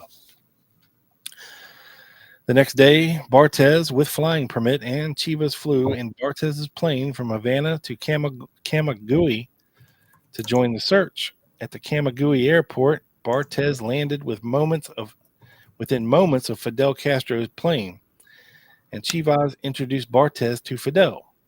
They all spoke for several moments together, and it was during this conversation dealt with the only problem at hand, which was the search for Cienfuegos. So blah, blah, blah, blah, blah, right? Mm-hmm. Fuck. In 1975, Gordon Novell was introduced to Barthez in New Orleans by a mutual acquaintance. Novell apparently had been told that Barthez, with his anti-Castro reputation and contacts, would possibly know of anti-Castro activists who might want to buy weapons. Barthez met Novell at Mason's restaurant in the summer of 1975, where Novell displayed for Barthez an extensive array of all kinds of weapons, including conventional firearms, electronic equipment, and even tanks and aircraft. Novell asked Barthez if he knew of any buyers of such material, and Barthez said no, that he did not know of anyone interested in purchasing such weapons, but if he did, he would recontact Novell. Barthez can remember, incidentally, that Novell stated that delivery of all portable material purchased will be made in international waters, but that if someone purchased an aircraft or a tank, they would require the possibly bribed cooperation of a Central American country in which to make the deal. Barthez also mentioned to Novell that he was looking for a job, and in response, Novell said he would try to assist him in finding one. However, Barthez did not hear from Novell until about June of 1976, when Novell asked for another meeting with him. And though Barthez was at that time distracted by a family problem, Novell did drop by his house. During that discussion, Novell stated that the assassination investigation of President Kennedy was to be reopened by Congress. At that time, Novell did not state any further details about a reopening of that investigation, but he did arouse Bartez's interest. Barthez later saw in media coverage that Novell was correct in his statement, and this led Barthez to believe that Novell had contacts in Washington. So apparently, before it was known to the public, Novell knew that the HSCA was coming.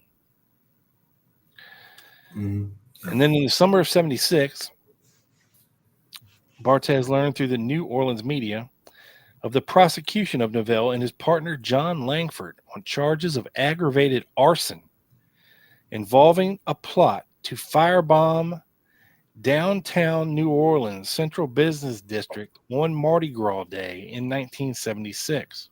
Mm-hmm. Now, these are big charges, right? So apparently Novell and his buddy are being arrested on charges that they were going to firebomb the Mardi Gras parade in downtown New Orleans. Yeah. Yeah. Bartez had no He did go to trial for that, I believe. Yeah. Yeah, this is when he hires Garrison as his lawyer. Mm-hmm. Let's see.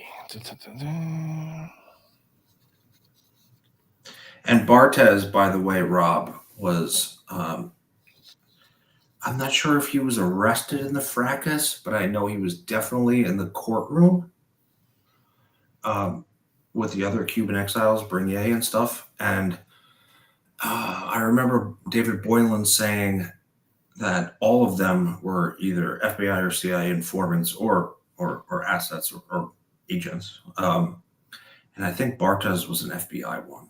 That's almost, I just can't remember which agency, but interesting he's talking about him there. So during that discussion, Novell asked Bartez if he had ever met Castro, and Bartez replied that he had. And in response to Novell's request for proof, he displayed to Novell photographs taken at the Camagüey airport conversation in October of 59. Bartez maintained a scrapbook which contained several of these photographs, including the one that was published in Bohemia magazine. During that discussion, Novell was greatly interested in the photograph. He asked Bartez if it would be possible to superimpose the head of Lee Harvey Oswald on top of one of the persons in that photograph to make it appear that Oswald was at that same conference with Castro in 1959. Bartez, who is an amateur photographer, said that that would be ridiculous, that it would be extremely difficult to do so and make it appear to be a real photograph, and even though it would not stand professional scrutiny. Then Bartez stated that the only other way to accomplish the same goal would be to try to find someone in the photograph who bore a resemblance to either Oswald or Ruby. With that suggestion, Novell carefully examined the photograph, then pointed out one face on the right-hand edge of the exposure and asked Bartez if he recognized him. Novell said that this guy looks like Clay Shaw. Bartez said that such a resemblance was doubtful and that such an example of why he had in mind to raise a doubt in public mind. Bartez stated that he had never met Clay Shaw, but remembered Shaw as the individual prosecuted by Jim Garrison, blah, blah, blah. So they go on and on about trying to fake this photograph, right?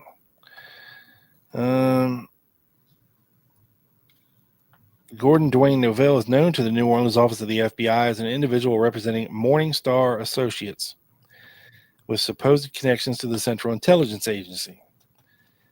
Now, to rewind just a Cooney hair, to go back to when Novell was meeting with people in New Orleans at the CIA office in New Orleans, he was proposing to them a project that he came up with called Project Morningstar, right? Okay. Which was basically taking a modern day battleship, much like the USS Liberty, right? And outfitting it with all of the latest weapons technology available in the world, from guns, lasers, equipment, the whole 9 yards, munitions, guns, and sailing it around the world to sell to prospective buyers. Sounds like a grift. You think? He wanted the CIA to fund this. Imagine the officer that did that interview was like, yeah, it's a good idea. Just like writing down like rejected. You can't make this stuff up. No.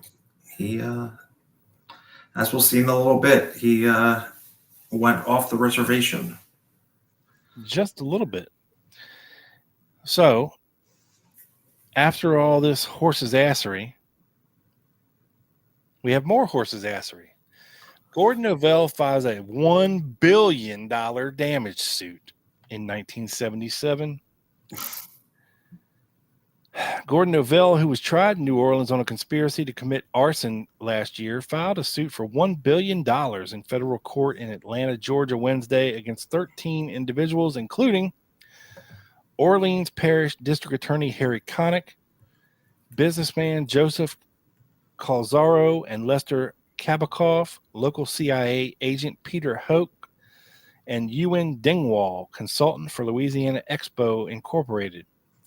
Novell alleges in his suit that Connick, certain CIA agents, and others conspired in prosecuting him in order to discredit his plan to locate a 1980 World's Fair in eastern New Orleans. Louisiana Expo Inc. are planners of a $112 million project on the riverfront for the proposed fair.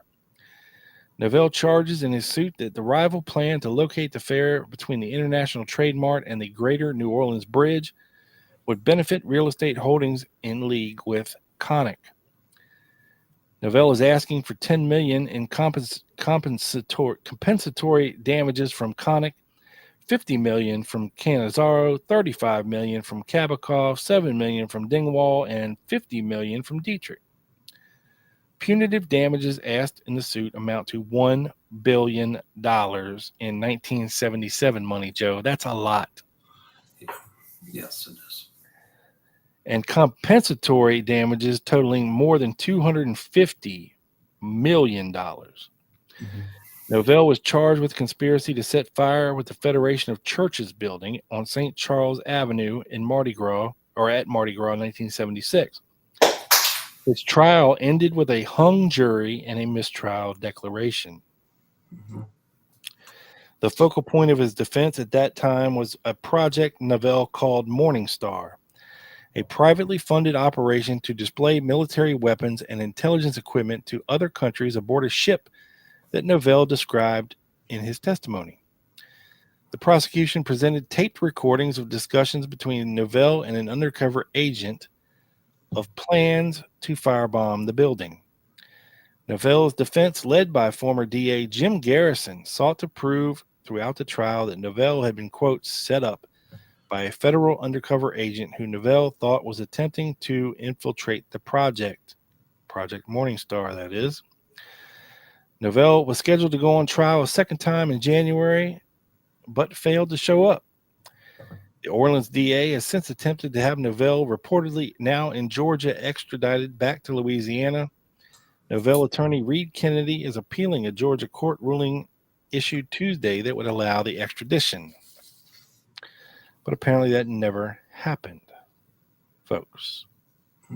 So he ran for the second time, right? He ran after the Garrison second grand jury subpoena, and now he's running after. I have an article that says it's fourth trial. So after this third trial resulted in a hung jury, he goes to Georgia this time, and they didn't extradite him back. Right? No, they did not. Shocker that Novell knows just where to go, much like Thomas Beckham, to not be extradited back. Two guys with alleged CIA ties, folks. Can't make this shit up. That is a good analogy, sir. Grifters, con men, hustlers, David Ferry, the anti-Castro Cubans, Oswald, Beckham, Bannister, Novell, Heidel, Nagel. Hey. But Novell's story doesn't end here. No. And it only gets crazier. So strap in, folks. You're in for a bumpy ride. Joe, take it from here, brother. Sure. So I'm going to get into a little bit of the crazy stuff, but I had a couple slides I want to show. This is from a newspaper article. I believe it was in 67 or wait, Garrison was in the 70s, right? The trial with him, 75? 76. 76. So this is one of those court drawings where they can't take pictures, where you have to sketch it. Yeah. Where is Garrison? Is he on the left of the table, the left of the four people? No, he's all the way on the right, the tall one. Oh, that. Okay. I mean, yeah. all the way. I think our things are inverted. and Novell has the glasses, right? Next to him. No. Novell's the third one over. Third one over to the, I think it might be inverted, but Garrison's the tall one, right? The tallest head? Yeah. Yeah, and he's right next to him. No. That's Garrison's co-counsel, his other lawyer. So he's all the way on the right, or is he? No, all the way on the left. It looks like a woman. So he's the third one. Okay. I don't know. It's a horrible fucking drawing. Yes. Anyway, that's why I was asking, because I don't know. But interesting. And one thing I wanted to bring up is this was part of the article. It's a 4-page article that the CIA is, internal memoing over. And they talk about, this is a title of this little paragraph, the case for the defense, the Jolly Green Giant, which of course Jim Garrison, and Gordon Novell have something in common. They are both hypnotized by the specter of the CIA. In fact, a rumor at the courthouse has Garrison took the case in exchange for some of Novell's information concerning the U.S. intelligence community, specifically their possible involvement in the assassination of John F. Kennedy. That's not the story Garrison tells. He says Novell badgered him into it. Wouldn't take no for an answer. Why? Maybe I wanted to figure people on the jury would. Sorry, it's cut off. Maybe I wanted to figure people on the jury would know, speaking on his behalf. Maybe he thought he would understand his fears of CIA activity in the case. So I don't know what to think of that allegation, because this is way after Garrison's case in the 70s, or in the 60s, I'm sorry. Well, I think also NK brings up when he went to Atlanta, Georgia, he went there to live with a guy named Mitch Werbel, okay, who was a known CIA operative, inventing many of silencers for weaponry used. He was arrested in Georgia. Werbel bailed him out and let him live with him for a time. So that is telling. That is telling. I mean, the same names just keep coming up. Mm-hmm. Yeah. I just don't understand how it went from him running from Garrison to him hiring Garrison as his counsel less than 10 years later. No, you got the timing mixed up. Okay. He hired Garrison as his lawyer, and it was a hung jury and a mistrial. The second trial, in the 70s, 76. Right. Mm-hmm. After that, they wanted to retry him, and he bounced a year later, less than a year later. Got it. No, I understand that. I was saying, how did he go from running from a subpoena in the Garrison trial to then hiring him in the 70s? You mean to Ohio? Yeah. I'm sorry. I didn't make that clear. Well, he went from talking all that shit about Garrison, talks about blackmailing him and reporting back to the CIA and FBI about what Garrison was up to. Yet here we have him in the 70s hiring him as his lawyer. Right. I mean, I don't know what it's about. It's who knows?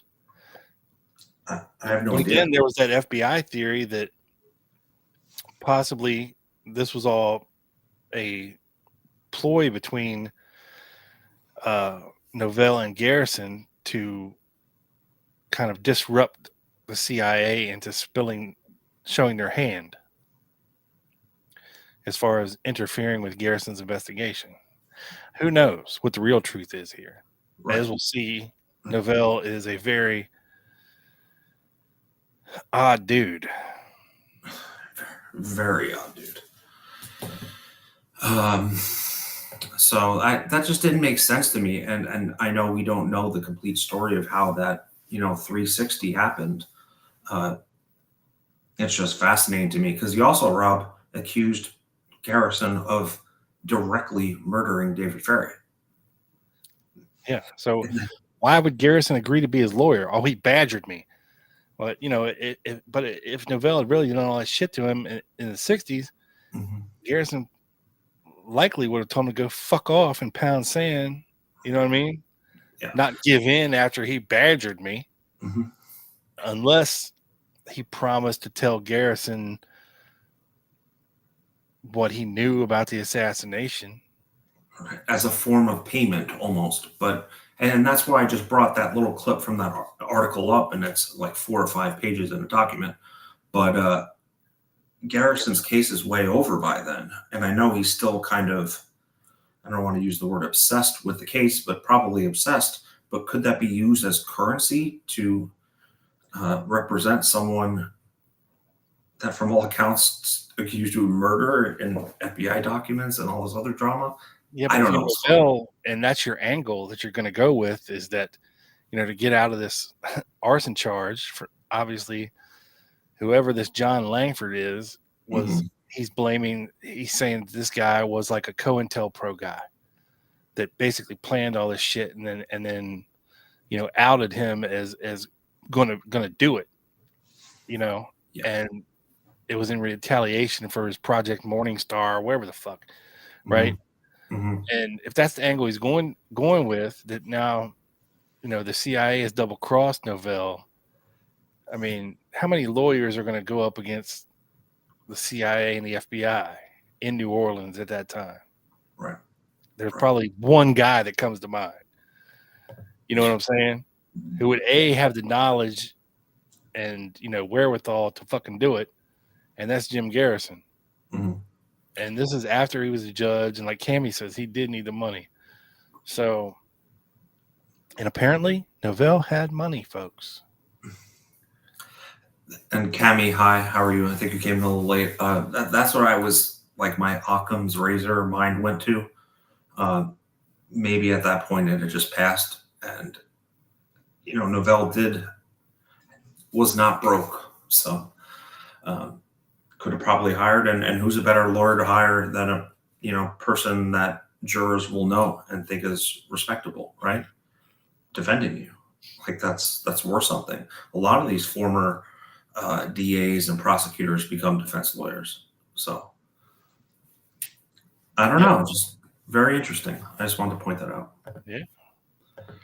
And before we get into the craziness of Novell in later life and his crazy thoughts, I had 2 more documents I wanted to share, Mr. Rob, here, and we went through these. Of course, we were talking about in 67, in March and April and May, things were, all the documents were flying, internal memos, this guy saying he works for us. Did he actually work for us? Because, of course, everything's compartmentalized. So this is a response from Robert S. Wattles, Director of Personnel for the Central Intelligence Agency, and in that capacity have custody of the personal records of the CIA. These personal records are maintained in the state of Virginia. I have directed that a diligent search of the CIA personal records be made to ascertain if Gordon Dwayne Novell has ever been employed or considered for employment by the CIA.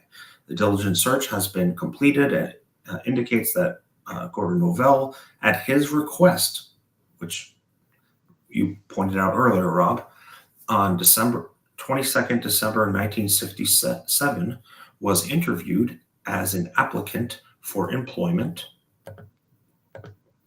as the morning starts off, by a member of our Office of Personnel. The search indicates also that, based on the information supplied at such interview, the interviewer did not recommend employment, and his application for employment was not further processed by the Central Intelligence Agency. The personal records contain no record of employment of Gordon Dwayne Novell, and signed by Scafuza Robert Wattles. So, again, this is all officially. right. But something I found very interesting is about exactly a month after this, another internal memo from the CIA. They are, and the subject is Garrison and the Kennedy assassination, Gordon Dwayne Novell. They are debating here whether they can use Novell's story. So let me read this. If the surmise that NBC is building up Novell as a latter-day David who is to slay the Jolly Green Giant, Goliath analogy, is correct, then a CIA exposure of Novell's claims of agency affiliation as false might be damaging to our own interests.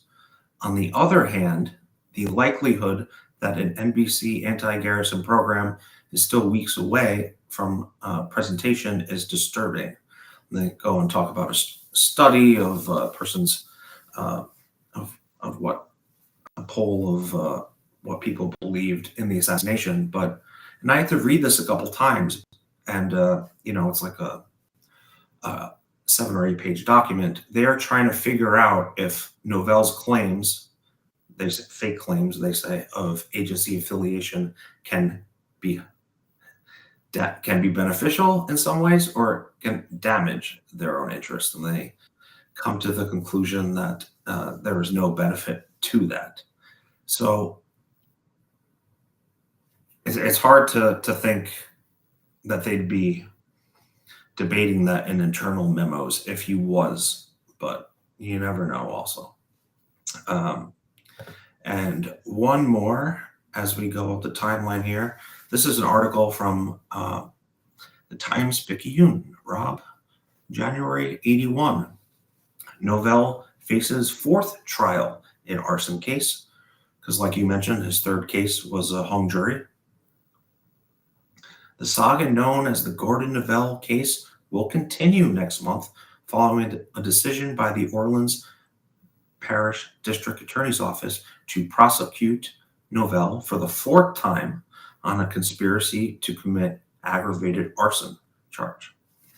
Novell, convicted 2 years ago for conspiring to burn down the Federation of Churches building on Charles Avenue on Mardi Gras, was recently granted a new trial by criminal district court judge Frank Morello Jr. The decision by the district attorney's office to go forward with the 4th prosecution was made Tuesday. And Novell says, only in this banana republic known as the Twilight Zone of New Orleans could this happen. That's an epic quote.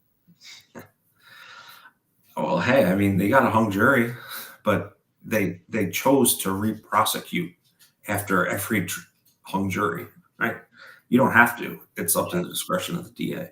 When later on in this article, it says his buddy Langford, who he alleged set him up for all this shit, was acquitted in the first trial in 1977 by Judge Braniff. And a hung jury was declared in Novell's case at the time. Huh, yeah. So Langford got off. Shocking. Yeah. Just going to skip to the end. The decision to try Novell for a 4th time coincides with a lengthy document recently filed by Novell in his pending $1 billion federal court suit against Louisiana Expo Incorporated, the organization sponsoring the proposed 1984 World Fair in New Orleans. And he just loves the drama, huh? Dude, this guy is full of it. Well, if you thought he was full of it. Well, wait, there's more. Wait, there is more. And why don't you check a couple comments as I bring this up, as I realized I closed that tab and have to resend it to myself. Yeah, Sally says, what is he, a pyromaniac? Well, no. I mean, didn't really do much. But possibly, I've got an interview handy where the guy asked him, "So did you set model airplanes on fire as a child?" And he's like, "Actually, I did." And the guy was like, "Well, so did Neil Armstrong. So you're in good company." So he might have been a pyromaniac, Sally.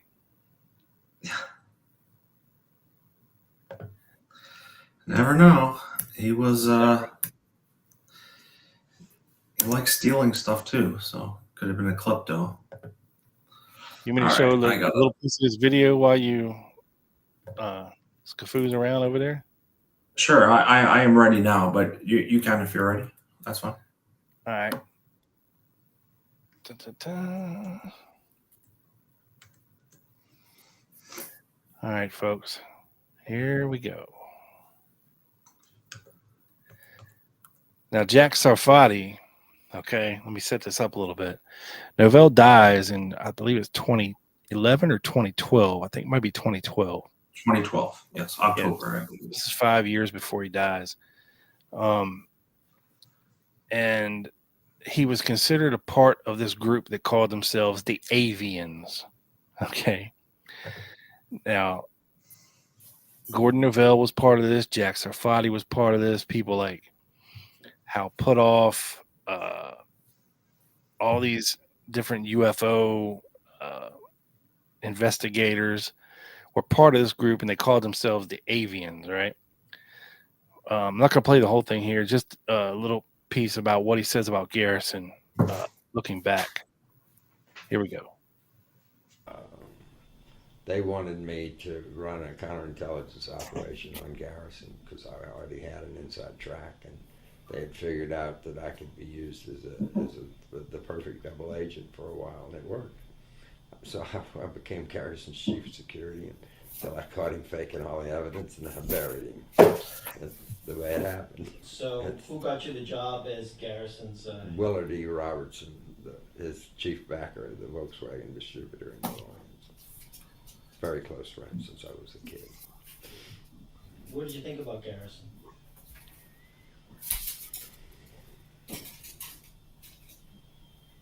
I would have to say from first blush that he was a political opportunist who would not think twice about framing his mother to make a case. Some of so. Now, what did you uncover? That when I was his chief of security, I uncovered the fact that he was fabricating evidence that he was typing up on a typewriter that he had seized from Clay Shaw, and he was writing letters to Oswald, blaming Clay Shaw for him faking, creating a conspiracy that never happened. What was his motivation, in your opinion? Be God. I mean, he was the guy had. He and I used to discuss how we were going to stepping stone the Kennedy assassination investigation into the White House. Political ambition. Sure, why not? Did you have political ambition? Sure, why not? You don't seem like a political ambitious type to me. I have been. I would say that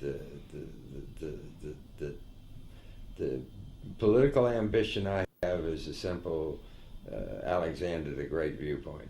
It's my oyster. If I can figure out how to rule it, I'm going to do it. If I can create a revolution that makes the planet into a utopia and it fucks up everything that's considered hallowed by the current administrators, but I can pull it off without killing anybody, let's do it. Let's go back to Garrison then, because so you're. How long did you work at the White House before you went to Texas to work on the case? Before I went to New Orleans to work. New Orleans. Probably 3 months. At the White House. What other operations did you do at the White House? Nothing that had anything to do with anything other than checkmate. Checkmate and double check.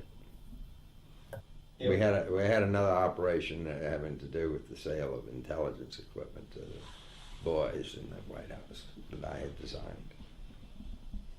And so then you went to Texas. Mm-hmm. New Orleans. New Orleans, rather. Right. Well, tell us who killed Kennedy. My opinion? Yeah. Everybody's like, it's like assholes. Everybody's got one. It was probably orchestrated from the very top by David Rockefeller and Henry Kissinger. And they probably did it for many, many reasons, but the primary reason was to prevent the macroeconomic, socioeconomic, and geopolitical revolution that comes with the release of free energy and time control. And we'll pause it right there, Joe. Like I said, folks, it gets weirder and weirder. And it was all about free energy and time control. You heard me right. Time travel and free energy.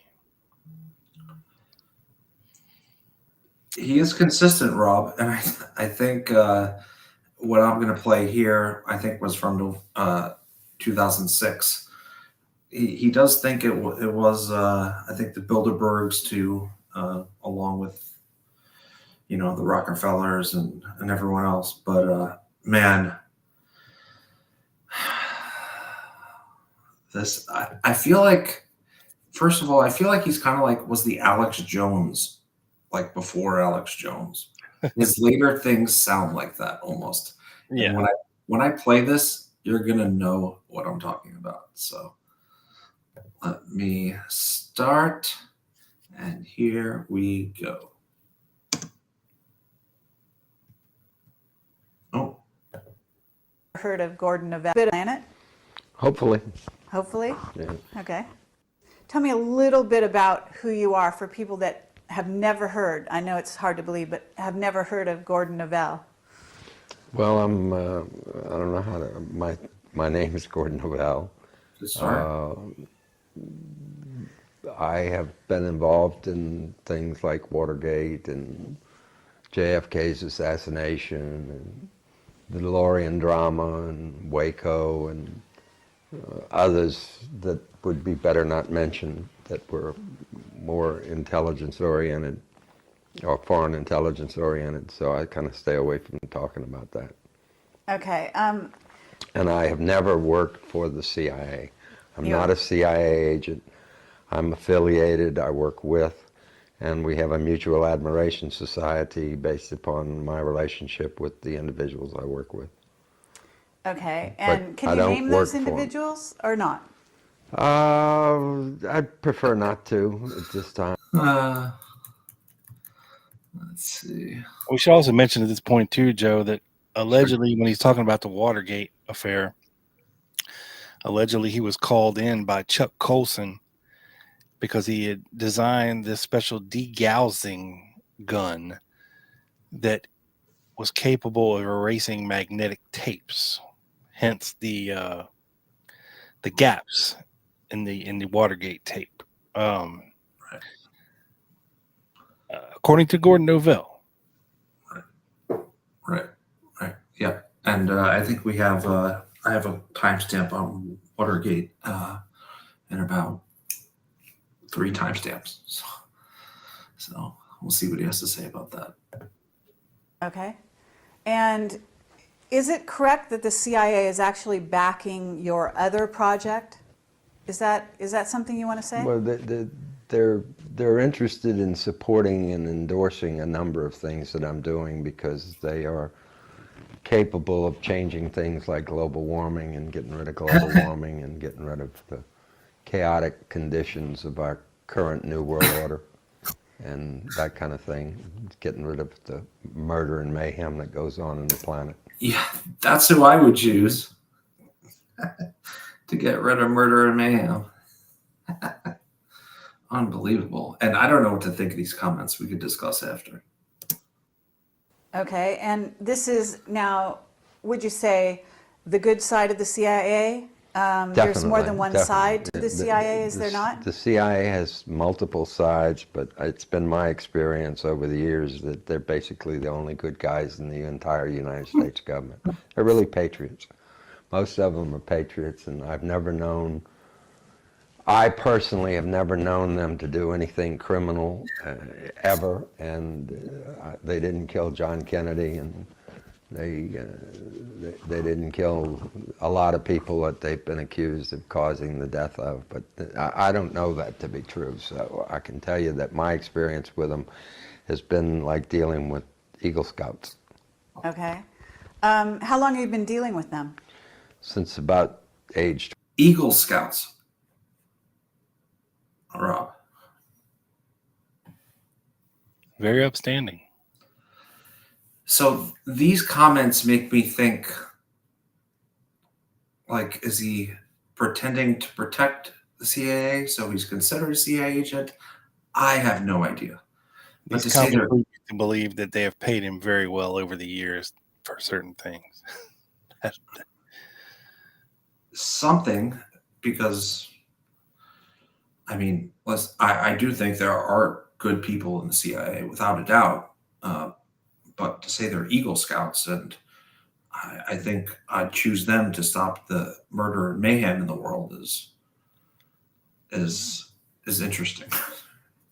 Well, you definitely don't want them as enemies, Joe. So. You don't know. And if you're listening, I said the good people, there are good people. Or if you want them to fund your future projects or current projects. Yes. Yes. If you'd like to fund the Lone Gunman Podcast, our email is thelonegunmanpodcast@gmail.com. That's right, Rob. They already know. We already get accused of being CIA shills, so bring it. We're open to discussions if you're listening. Just kidding. People think that you did. Because I was Kennedy.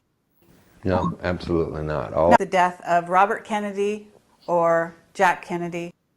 No, absolutely not. Now, why do people think that you did? Because I was I was working at the White House, and then on a counterintelligence project that was kind of important, and then I got referenced over to Garrison, and he made me his chief of security, and I discovered that he was fabricating evidence, and he found out that I had discovered that, and it turned it over to NBC. So he decided that the best way was to make me his most important material witness, since he wasn't accusing me of a crime. But it cost me a lot of grief, and a lot of people thought I was involved, which I wasn't. Never was involved in that. Okay. I have one of the best alibis in the world. And you actually you have a lot of feeling or simpatico, isn't that true, with what Kennedy stood for? Yeah, I was in favor of his revelations that were apparently about to happen, having to do with extraterrestrials and the technologies, and I think that they kept him in the dark on a lot of stuff, and it was one of the reasons that motivated him to want to go to the moon. So I was very pro John F. Kennedy. Okay. Very pro. Very pro. Yeah. Uh-huh. And what about Robert Kennedy? I was personally affiliated with the Attorney General during the Garrison thing, and afterwards when he ran for president. And my only feeling about him is that he probably helped precipitate a lot of the problems that caused the assassination of his brother. Okay, so by chasing the mafia, for example, uh-huh, because the mafia supported his brother's election substantively, and they got very angry at him, along with folks like the ex-Galen Galen organization of the Nazis and other people like that were. Yeah, and he goes into Reinhard Galen and some paperclip stuff and all the good stuff here. But let us continue, because Rob, I don't know if you know this, it gets crazier.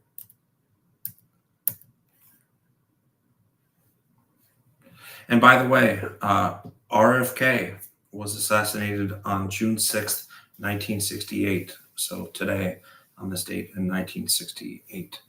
So as well as D-Day. Are you building a craft to go to Mars? No, we're building power generators and technology to build starships. That's to Our go objective. to the edge of the solar system? Go to the edge of the universe. We're not interested in solar system. Solar system there's nothing out there of any consequence. Nothing out there in the solar system. Went to the edge of the universe. Star Trek style, baby. Why fuck around? Okay. And have you met any aliens? No. I know people who claim they constantly communicate with them, and are in touch with them, but no, I haven't had the pleasure or displeasure. Have you ever communicated with them through your friends, say? Yeah, we attempt to have these surrogate little discussions, but Oh yeah, and because you work with Lizette, what's her last name? Larkin. Larkin, yeah, and she wrote the book Talking with Extraterrestrials, and sounds like she communicates with someone out there. Yeah, you can't attribute her level of intelligence to going to school. It's just not there. That type of thinking and the type of philosophy that she says that they advocate and the way that they see life and how we should live it is completely. It's not anything that we currently enjoy. Yeah. Right. So you've had dialogues through her. Yeah, we're currently trying to set up contact. Okay. But I don't know if we'll ever have any success. Okay. So you don't know what the ET thinks of you. I know, and In your project. I don't know whether or not they even think on that level. We are trying to find out if they do, and it's been our experience that women seem to run the future, and extraterrestrial societies are supposedly led and directed by women, so the female side of the equation. So we're very pro that idea, because women don't like war and don't like the consequences of war. All right. Going a little off topic here, but let's see what he has to say about Waco. And Scott asked me about an article I had on my PowerPoint. I'll try to bring that up after this. Correct. But you were very involved in Waco, isn't that right? Yeah. So what happened with Waco? Because you have a very interesting story along those lines. They murdered him. Right. They mass murdered him. The ATF attacked them, and they got the response that they asked for because they knew what they were going up against. And they blew off the front door, and they killed everybody standing around the front door. And they then hid the front door. After they filled them full of bullet holes, they naturally came and got them and got rid of them. They set the place on fire, and they blew them up. And Why? I mean, why? Do you know why? Apparently part of the games that they're playing to set us up for 9/11 and some of the other things in order to create us into a neo-fascist political police state. So that was something of the beginning? Quasi-military political police state. Okay, but didn't you tell me that you got the FBI sort of into a corner in that? Yeah, I got him with the FLIR tape. Myself and Bill Colby got together and we discovered that there was a lot of gunshots on the FLIR tape, and the government then put on a charade test of it. He likes to drop names, Rob. That's for sure. Oh yeah. He definitely knows how to do that. So let me bring up this thing just because Scott asked us really quick. This article I had about Waco. Colorful character part of Waco probe. Waco, Texas. A colorful New Orleans electronics expert, private eye, and business promoter is back on the fringes of history. This time in connection with the 1993 federal siege of the Branch Davidian cult compound near Waco. Gordon Novell, 61, is the originator of allegations that federal agents fired upon David Koresh's followers as his cult complex was bursting into flames. Some 80 people, including a number of children, died. And, blah, blah, blah. I don't want to spend too much time on that, but I guess he was the original person that made allegations against it. I don't know the timeline, but let me go to my last timestamp here, and this is the Watergate one.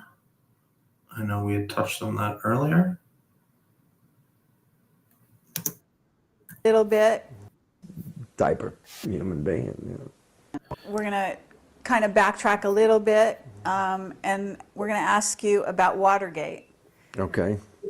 Because now, if I understand, you wired the Oval Office? Yeah, I put With an electronic electronics? countermeasure system to defeat people bugging the Oval Office. Okay. And Bugging that was conversations or recording any conversations in the room.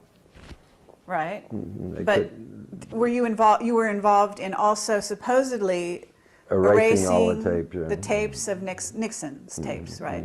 It was a good idea. It was a good idea. Yeah, I wish I'd have done it. Okay, but they weren't erased, and you've heard them then, Yeah. right? You've heard it. You must have heard all All of it. 4,004 tapes. Really. Yeah. And so, what can you tell us? What do you know? I think if I had knowing the level of intrigue that was going on and what Watergate was really all about was much of a cover-up of why we lost the war in Vietnam. It was they were about to have Senate hearings for. Is this on? Yeah. They were about to have Senate hearings about a postmortem on Watergate, and the powers that be elected to create Watergate to take our attention away from the postmortem, and the Senate and the House Intelligence Committees became so busy with Watergate that they couldn't do the postmortem on Vietnam, which I believe is the crime of crimes. It was a terrible crime. We were over there just to get money and take the money out the Golden Triangle for dope, take it out to Area 51. So you're saying that the money for dope went straight to Area 51? The whole Vietnam exercise and killing 55,000 Americans and about 2 million Vietnamese was for the purposes of operating the Golden Triangle's heroin operations in order to pump the money into Area 51 because they couldn't fund it except by going off balance sheet. And they did Vietnam, and then they did Afghanistan in the 80s, and then they did Colombia in the 90s with the cocaine, the crack cocaine crap, which is as evil gets. And so basically you're saying that our government is running the drugs? I'm saying that Majestic is no longer part of the government of the United States. All right. I think we had enough of that. I don't know if you caught the Watergate part at the end, Rob, but he was trying to delete all the Watergate tapes, but he couldn't in time.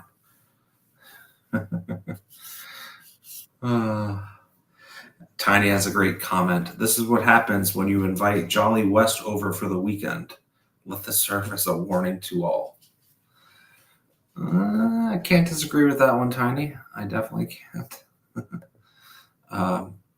Sally, apart from the idea of woman being in charge, definitely a bit of a Fruit Loop. He's out there for sure. He was ahead of the game on the global warming thing, for whatever that's worth.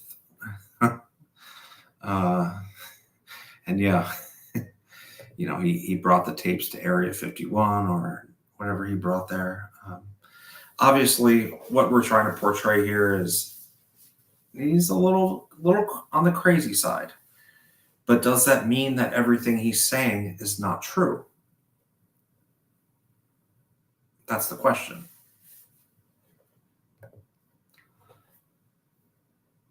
You're muted, Rob. You're muted. I was saying, he was referring to like the Kennedy memorandum from like November 1263 when he asked the CIA for all information on unidentified flying objects, and then all of a sudden 2 weeks later he's killed. It's a bit of a stretch to say that's why. And I think that he wanted to be apprised of situations because they could be mistaken as like a Russian attack on America or an American attack on Russia type of thing, if they're truly existing. And he wanted to see, to know what the CIA knew. And of course, they didn't tell him anything. But the CIA was actively investigating UFO phenomenon, as we know from things like Majestic 12 documents and Operation Blue Book and all of this stuff, right? Mm. And of course, it goes back to like the Fred Chrisman thing as well, the Maury Island incident in 1947. Of course, the other thing, Roswell, happened in 1947 as well. And of course, Fred Chrisman is implicated by Garrison in the Kennedy assassination. Fast forward some years, it's all a bit of a crazy coincidence. And what he's interested in here is, of course, anti-gravitic technology, populating Mars, long range space travel, warp drives, time travel, wormholes, you name it. And then something interesting happens in, I think it was 2003, Joe. There was an autistic hacker with Asperger's syndrome from the UK who hacked a NASA computer and found, I guess it was Navy personnel and non-terrestrial entities listed as servicemen, pictures of UFOs, all kinds of stuff. Gary McKinnon was his name. And they wanted to extradite him over to America to face charges. America was trying to get him over here, and they went to court over there and decided that they're not sending him here to face charges. Now, he can never travel here, or else he could be held here, but they basically ruled that, due to his condition, that he wasn't fit to travel over here and answer for his crimes, if you will. But he apparently hacked these NASA computers and found all kinds of crazy shit, like, off-world, stations, substations in low Earth orbit, Mars colonies, non-terrestrial entities, and I forget how many different kinds of aliens they said they were. But, if it's true, and of course Novell thought it was, he used this hack to bolster what he's talking about, trying to sell everybody on. And like you put up earlier, is the ET grift now, or is it a grift? I mean, it can certainly be used as one, sure. Mm-hmm. But the truth of, aliens and UFOs and what our shadow or secret government, basically they were saying it's a coalition of all the major countries in the world. The United Nations are part of this, and it's all super top secret shit, and they all work together to do this. And apparently they've had this secret space program for years, going back to I think the 80s, where they've gotten involved with this aliens and alien technology and anti-gravitic technology and free energy and all this other stuff. So who the hell knows? But man, he's ahead of his game, ahead of the game. He's ahead of Bob Lazar. He's ahead of Alex Jones. So he definitely had some information, maybe enough to be dangerous, possibly. But I don't know where he got it, but he had some. Well, supposedly he knows, or I don't know if he came up with his own, or him and a group of these aviary people came up with anti-gravitic technology, what the UFOs use to move around. And Apparently, you go to these big aerospace companies, and if you can grift them into funding your research, right? It can be used as a grift for sure. Right. You know. Yeah. Yeah, and NK just had a comment here I want to talk about. He's right about the CIA using drug trafficking to raise money off label, as Malcolm Blunt wrote about. Yeah, see, that's the thing with, I don't want to say, these grifters, right? They have kernels of truth in their story, right? That That knows things they shouldn't know if they're really just a nobody. Now, is it because they have access to that, or they're just really perceptive, or I don't know. But it definitely makes you wonder about it, for sure. So as we kind of wrap this up, Rob, I definitely had my thoughts pre this show. I had my thoughts after we looked into it for a few days, Gordon Novell, and I kind of have my thoughts now. And I'm saying I'm like landing on this 100%, but I'm not sure. He of course denied involvement in anything. Of course, his involvement would have been with the characters of the assassination, and he said he knew Oswald and Ruby at different points. I'm not sure I can really believe anything he says from a. It would be hard for me. But the thing is, Joe, he is definitely around the right group of people to know Oswald. Yes, 1,000,000%. Married to fucking Marlene Mancuso. Yeah. Who allegedly Oswald ate in the restaurant all the time. Yeah. With Carlos Droga and Sergio Arcacha Smith. It's literally right beside Bannister's office. For sure, Rob. I don't doubt the Puma thing with Ferry and Smith. That's what I was going to say. Like, I think that is accurate. He was around Arcacha Smith. He was around Bannister and Ferry. That doesn't surprise me at all, and I believe it.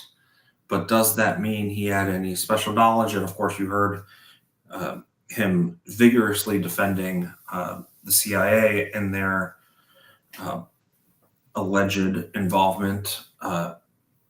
It's one of those New Orleans mysteries that I think will live on for a little bit. But yeah, did him and Oswald know each other? They're both born in New Orleans, about the same age. Seems to me like they were born on different sides of the track, though, if you know what I'm saying. Okay, but both involved in some seedy underbelly type shit, because at the time Oswald is, in the Marine Corps or defecting to Russia, he's boosting cars and stripping them and selling stuff, drag racing things. And then all of a sudden, within the next year, he's robbing, the Homa munitions depot with David Ferry and Leighton Martins and Louis Rebel and, all these other guys. And it's like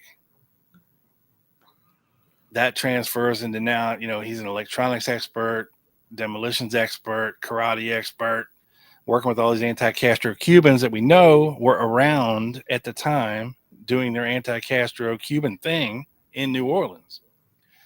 And then you have Oswald coming back in 1963. Now, in the one video, Novell said he has an airtight alibi for November 22nd, 1963. Yeah, he doesn't mention what it was. Right. Which is interesting. So, yeah. Of course, as always, we leave it up to you, our very educated viewers and listeners, to make up your own mind. But there's no doubt whatsoever that this guy was a fascinating character, a trip, and was definitely involved in a lot of the scafuzas we talk about in New Orleans, for sure. years before the JFK assassination. So Yeah, and he was into all this shit balls deep until the day he died.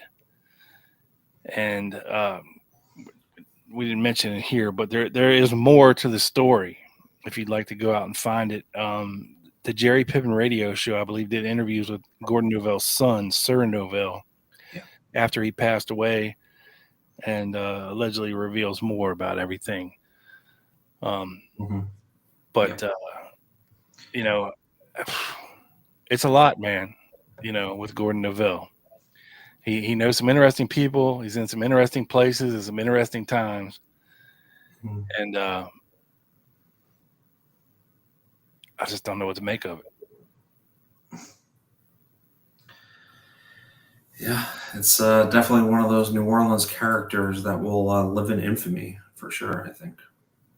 Hell yeah. All right, folks, that's it for Gordon Novell. What a novel idea, right? Had to come up with a catchy name for the show. And with that being said, thank you to everybody out there for hanging out with us and putting up with us for almost 3 hours here, yapping like six barbers. As per the usual, you know, we go deep on this show. We try not to leave anything out, not leave anything to the imagination. So, you know, that's what we do around here. So without any further ado, let's call in our buddy. Yeah, and speaking before you call her, speaking of going deep, Rob, we are going to be going super deep next week with a very special guest, which the members Who will know. reveal next Wednesday on the Members Only Show. Exactly. You took the words out of my mouth. Yes, that's made sure I didn't drop the ball. But yes, we're excited about that. Good guy. And yeah, with that being said. Ruby. Oh, Ruby. Home, girl.